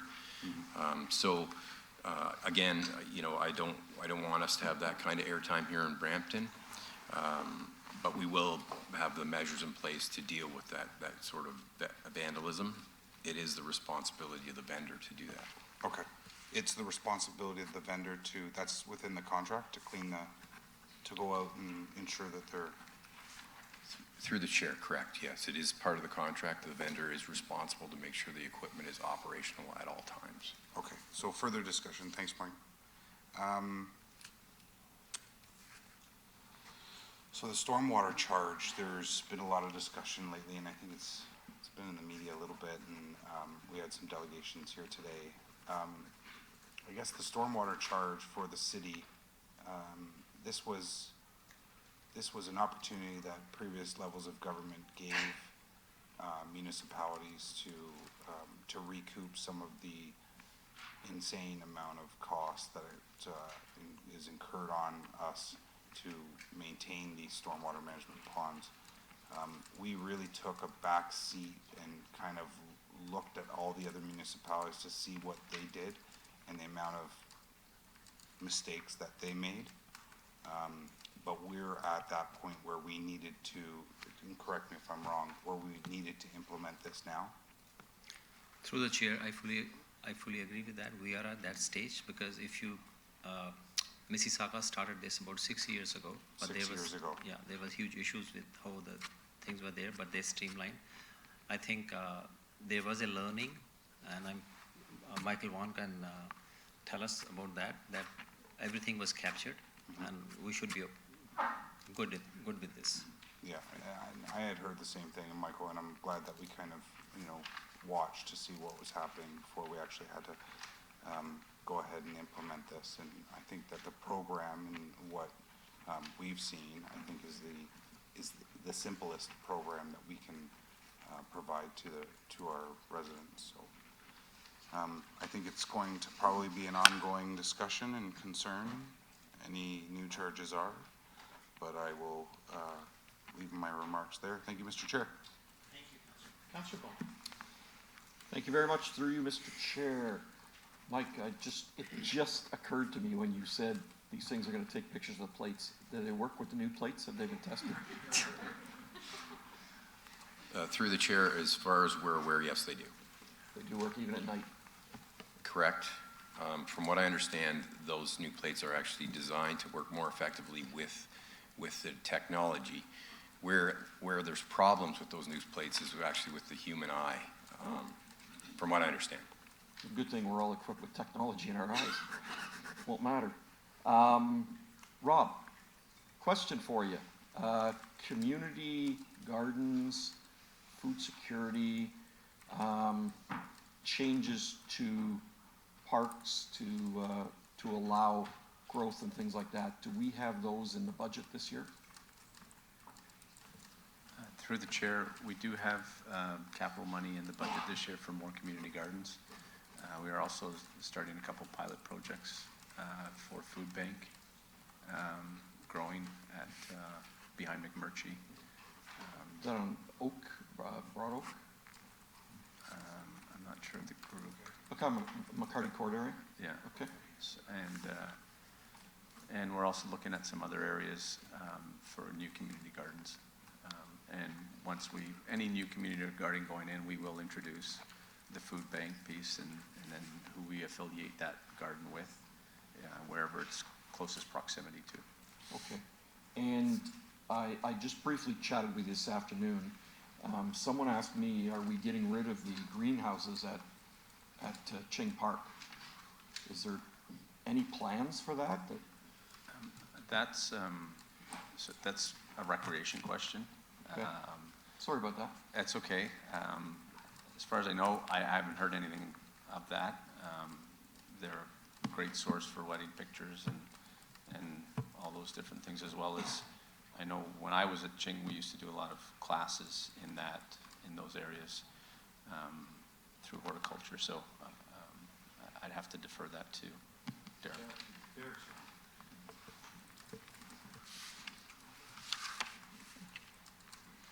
Through you, Mr. Chair, so if you could just repeat the question.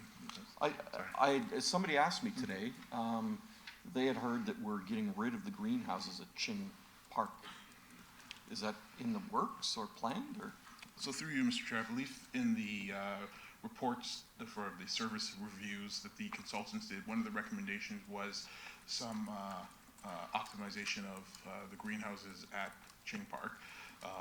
And so that is at council's direction to provide direction on the greenhouses there. They do require in the next couple of years some substantial investment, but that is a decision of council that we will come before you at the appropriate time. So we have not made, the council has not made that decision, nor have staff made that decision, but it is one of the recommendations in the operational service reviews that were outlined by the consultants. Good, because I can see optimization of that greenhouse as fixing them and using them to a much higher degree. So I'm looking forward to when that comes, but we'll chat about it then. Thanks, Derek. Rob, I don't know if you can answer this question, but it just came to my mind too when we were talking about grass cutting. Do we have any idea what sort of a measure of greenhouse gas emissions it would be for those lawn tractors that do the lawn cutting? Sorry. Through the chair, we don't. We can definitely look into that. We are also looking into, last year we had a electric mower at Gage Park that we used for the summer, just to pilot it. So we are going to be looking at those. The biggest piece with them is the battery life and then how long they can last. They are much better than we thought they were. That's good to hear. So we're trying to get, at least a 6-hour day where we can pretty much get close to a full day out of it. And if we can get to that point, then I think our fleet would start to change to electric. But there's nothing in the budget right now to get a couple more of those too. Well, there is money in the fleet budget for replacements. So if we can look into what replacements are out there, and if the electric does improve, then our replacements would then be electric.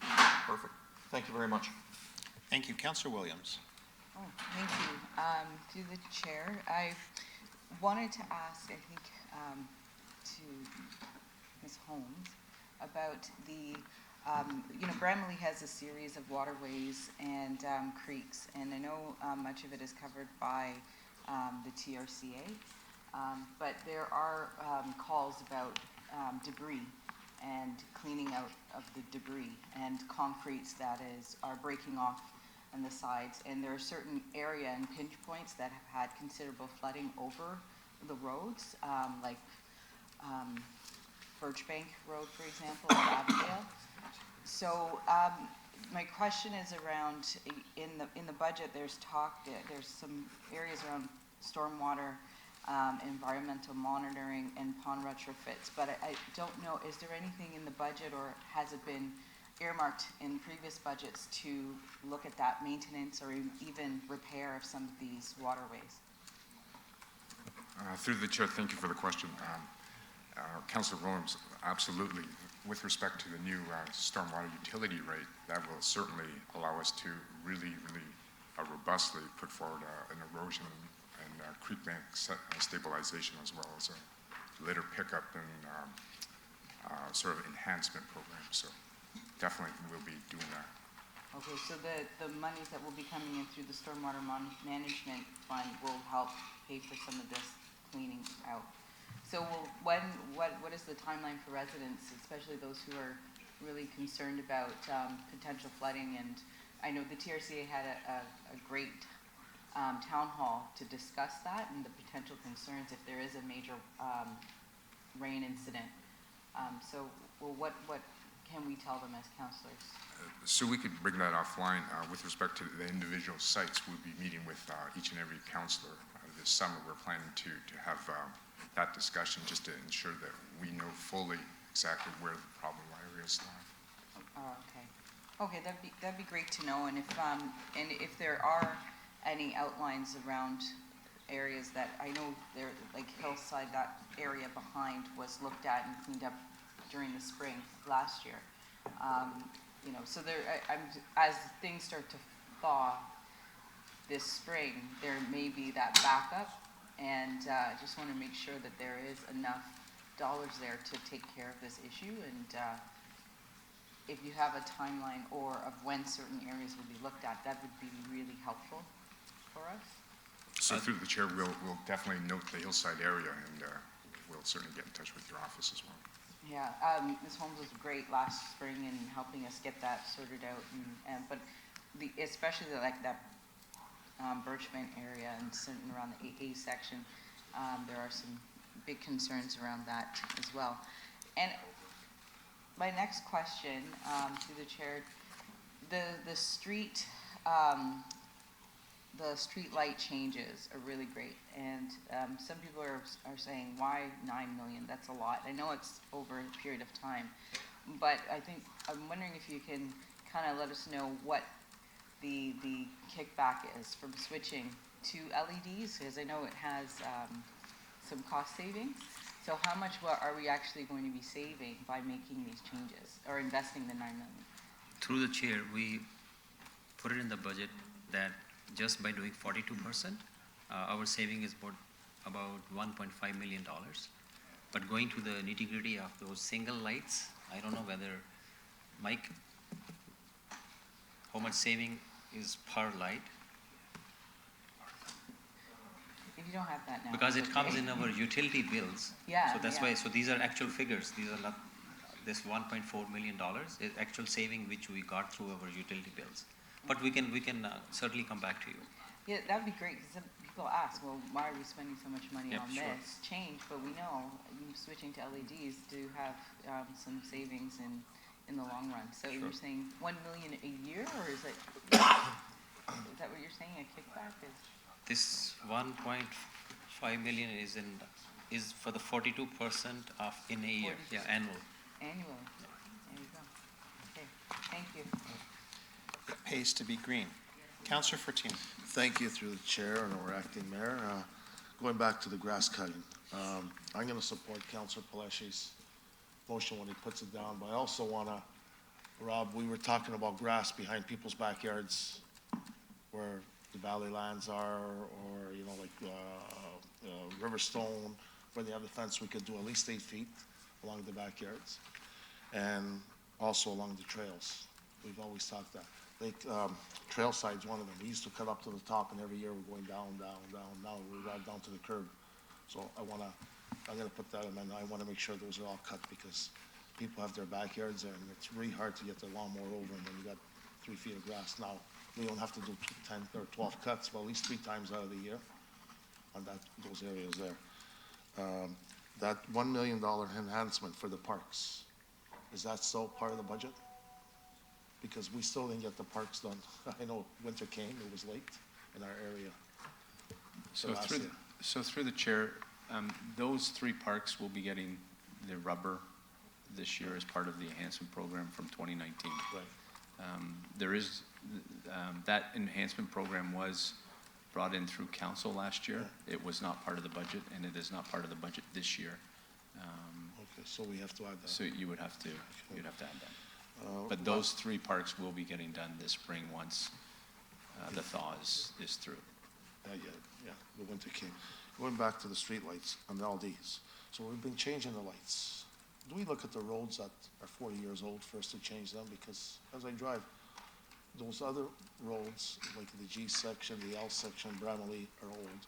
They haven't been changed, but we're changing streets that the light poles are so good. Oh, the prioritization through the chair, you mean the prioritization of the retrofit? The lights, which roads they go, like the old road should go first. Right, absolutely. Like, Through the chair, there's a number of factors that go into deciding how we change out those streetlights. First off, we focused on the arterial roads. Then we focused on neighborhoods that had more aging or older infrastructure. Where there's been some challenges, some of the type of fixtures that were put in place many years ago are unique. One of them would be the twist caps, which we had an issue in your area with that we resolved. So they need to be replaced with a Cobra head, so it's a bit unique. So those ones are a bit more challenging to replace. And then we also have the decorative ones. Certain neighborhoods that are decorative, they're a little more expensive. So we've kind of pushed some of those off towards the end of the program so that we can get the most done with the least amount of money up front. And we change those lights, like in my area, are we changing a pole too, or just a bulb, you said? Through the chair, no, just the fixture, unless there's some unforeseen reason to have to change the pole. Okay, so we're putting all half of those fixtures are stuck in the trees because they're low. So if we're not putting a pole, why are we changing the fixtures when we can't see it? Yeah. So we have to change the poles in certain areas. I know my area, it's so dark now because the trees smother them in the sun. Through the chair, we can take this offline, but in those instances, I'm sure we could look at trimming those trees back or other ways rather than actually putting in new infrastructure. Okay. On the resurfacing of the roads, do we look at roads? I know we go after the region, they do their sewers or their water or their maintenance. Do we look at so many years, or do we look at which is more has to be done? through the chair, the roads are resurfaced based on the paving condition index. So one is the regular maintenance. When somebody goes, they see something, they tell us. But the planned resurfacing, it goes by the full paving condition index. So which our capital group does that. So Jane, you can explain. So through the chair, when we're looking at resurfacing our roads, as Jasbir mentioned, we do have a prioritized list of roads that we look at. But every year, we do coordinate with the region so that they know what roads are coming up in years 2, years 3. So if there's any work that they have to do underground, replacement of water main, for instance, that they go in there and do that prior to us going in, get the warranty done so that we're repaving it. They're not, the warranty is completed and we're not digging it up again.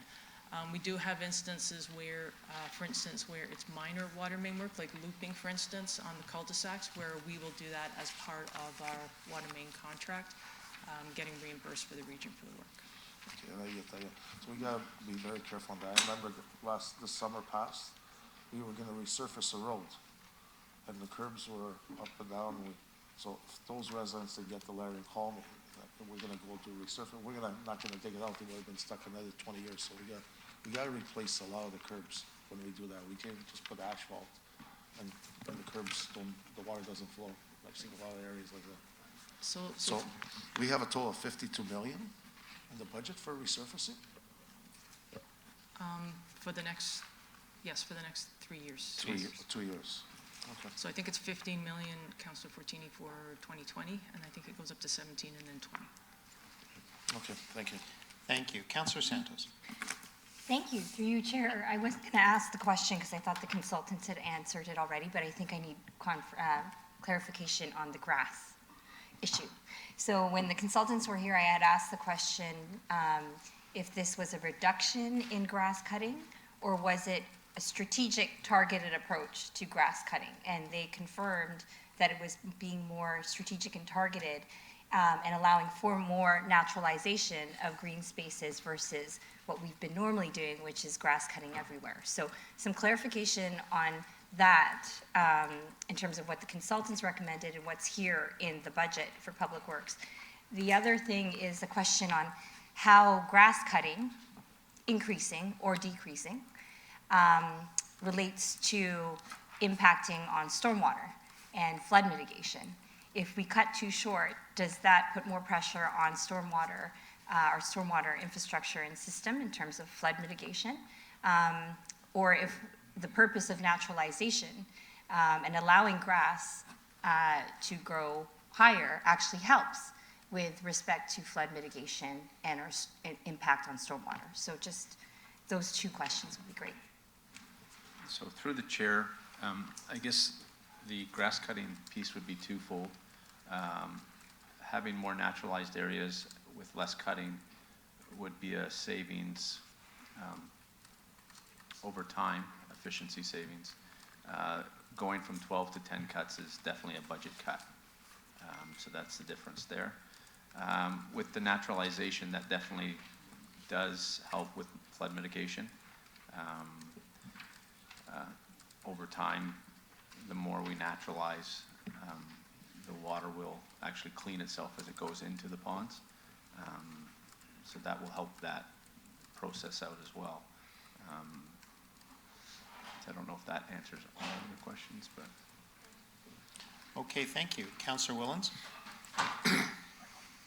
Thank you, through you, Mr. Chair. There's no surprise that concrete's one of the biggest emitters for greenhouse gases in the production of concrete and the concrete itself. So I'm wondering if we're looking at, maybe this is probably not for this budget, but maybe for 2021, we can look at some of our resurfacing in the parks along, especially I like what they do when they're doing the curb cuts on the trails at the roads. They're putting in the interlock stone. That's nice instead of the concrete and that back in. But maybe even around, I guess that would be more for Derek too, around our facilities when we're putting in resurfacing, because Michael, you and I showed you some samples of some stuff that I've seen in the industry that is permeable, allows the water to flow through as well, and it's just as durable, and it's not, they're based on the greenhouse gas emissions. They're keeping them low when they're in the production stages. So just want to maybe flag that for future, because concrete, I mean, it's great when we do our bridges in our parks and valleys. They're steel bridges with wood structure in them. That's great, but let's try and minimize the amount of concrete we use when it's coming into some resurfacing. I mean, where it makes sense, obviously. Sure. Okay, thanks. Thank you. Councillor Singh? Yeah, I just, since we're on grass cutting, I chime in as well. So there's obviously the importance of striking that balance, whether it's cost and climate change and stormwater versus needs of the community and our local neighborhood parks. So I would be open to 10 or 12, going back to the original state, so I'll hear what my colleagues have to say. And behind the houses, and we've talked about this, Ross, so I gotta stick up for the constituents. When the naturalized grass comes up right to the fence, it's a tough situation for the residents. And we've talked about this a couple of times, and the amount of mosquitoes, like, I cannot explain. They cannot enjoy their backyard or you know, and a lot of them have kids and pets, and I really feel for those parents. Now, I recognize the other side as well when it comes to stormwater and climate change. So I don't know, I think I heard 8 feet. I don't know if I support 8 feet, but a foot or two once or twice a year, I would definitely support. Yeah, basically, yeah, exactly. But I think something, just so the grass, like, sometimes it's so long, it's not coming right up to the fence and the mosquitoes and whatnot. But yeah, I'll hear what my colleagues have to say during the time. Thank you. Councillor Palash. Thank you, Mr. Chair. So I guess there's, it's obviously there's a further discussion that needs to be had on the amount of times we cut grass. And I'm going to need somebody to explain to me what the difference in the amount of water into our storm system and how that relates on 2 extra cuts. From my understanding, they just don't go hand in hand. Renaturalization, yes, but now you're bringing in the potential for obnoxious weeds and further work that needs to be done with TRCA, CBC to try and ensure that, you know, these weeds, like, is it dogweed that is buckthorn? So that's another conversation, because the buckthorn out in the areas that we represent is getting out of hand in terms of sightlines. So it's definitely a further discussion, and maybe at a future meeting we can actually have that in terms of a briefing back. But as of right now, I think status quo on the amount of times we cut, because Conservation Drive does not get cut more than 10 times a year. There's no way. I'll leave it like that. Mr. Chair, thank you. Permission for the chair to be heard? Sure. We had a brief mention of the reserve that we created for improvements to local parks. And so I had a question for the treasurer. We have a cash in lieu of parkland reserve. It has a substantial balance, as I recall. For council's information for the public to know, those funds, what can they be used for? Through the chair, so the current balance is roughly around $100 million in the reserve. The Planning Act dictates how you can utilize those funds. The obvious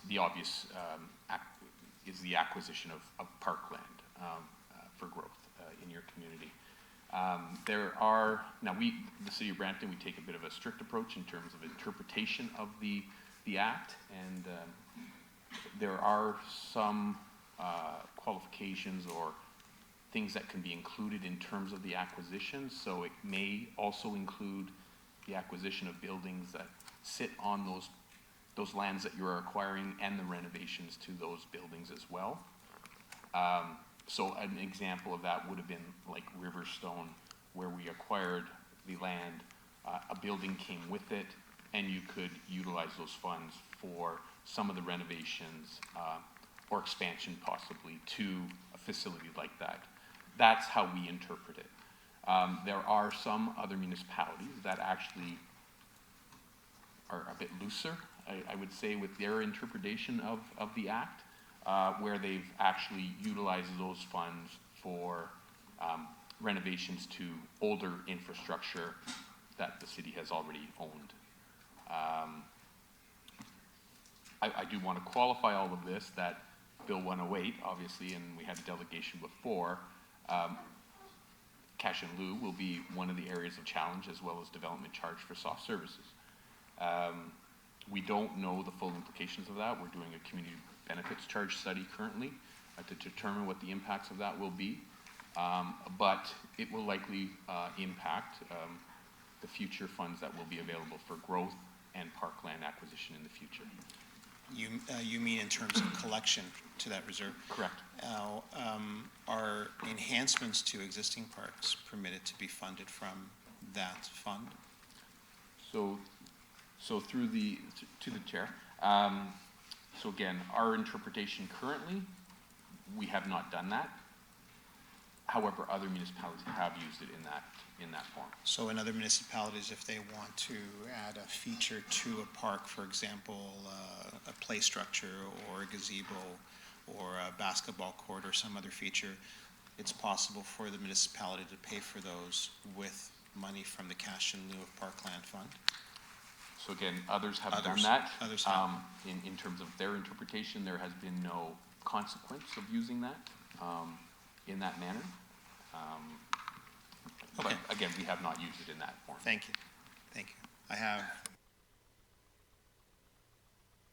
Councillor Pleshy to receive the departmental presentations on capital and operating budgets for Public Works and Engineering. All in favor? That carries. So next, we'll invite our Transit Chief, Mr. Milojevic. Yes. Are we ending at 4 or? We were scheduled to end at 4, but I think at the point that we were at right now, we will continue and finish these departmental presentations, if it so pleases committee. Mr. Chair, I'd like to bring the mayor's budget forward. I'm okay with that. Okay. I just wanted that clarification. All right, thank you. Councillor Bowman? Yeah, just through you, Mr. Chair.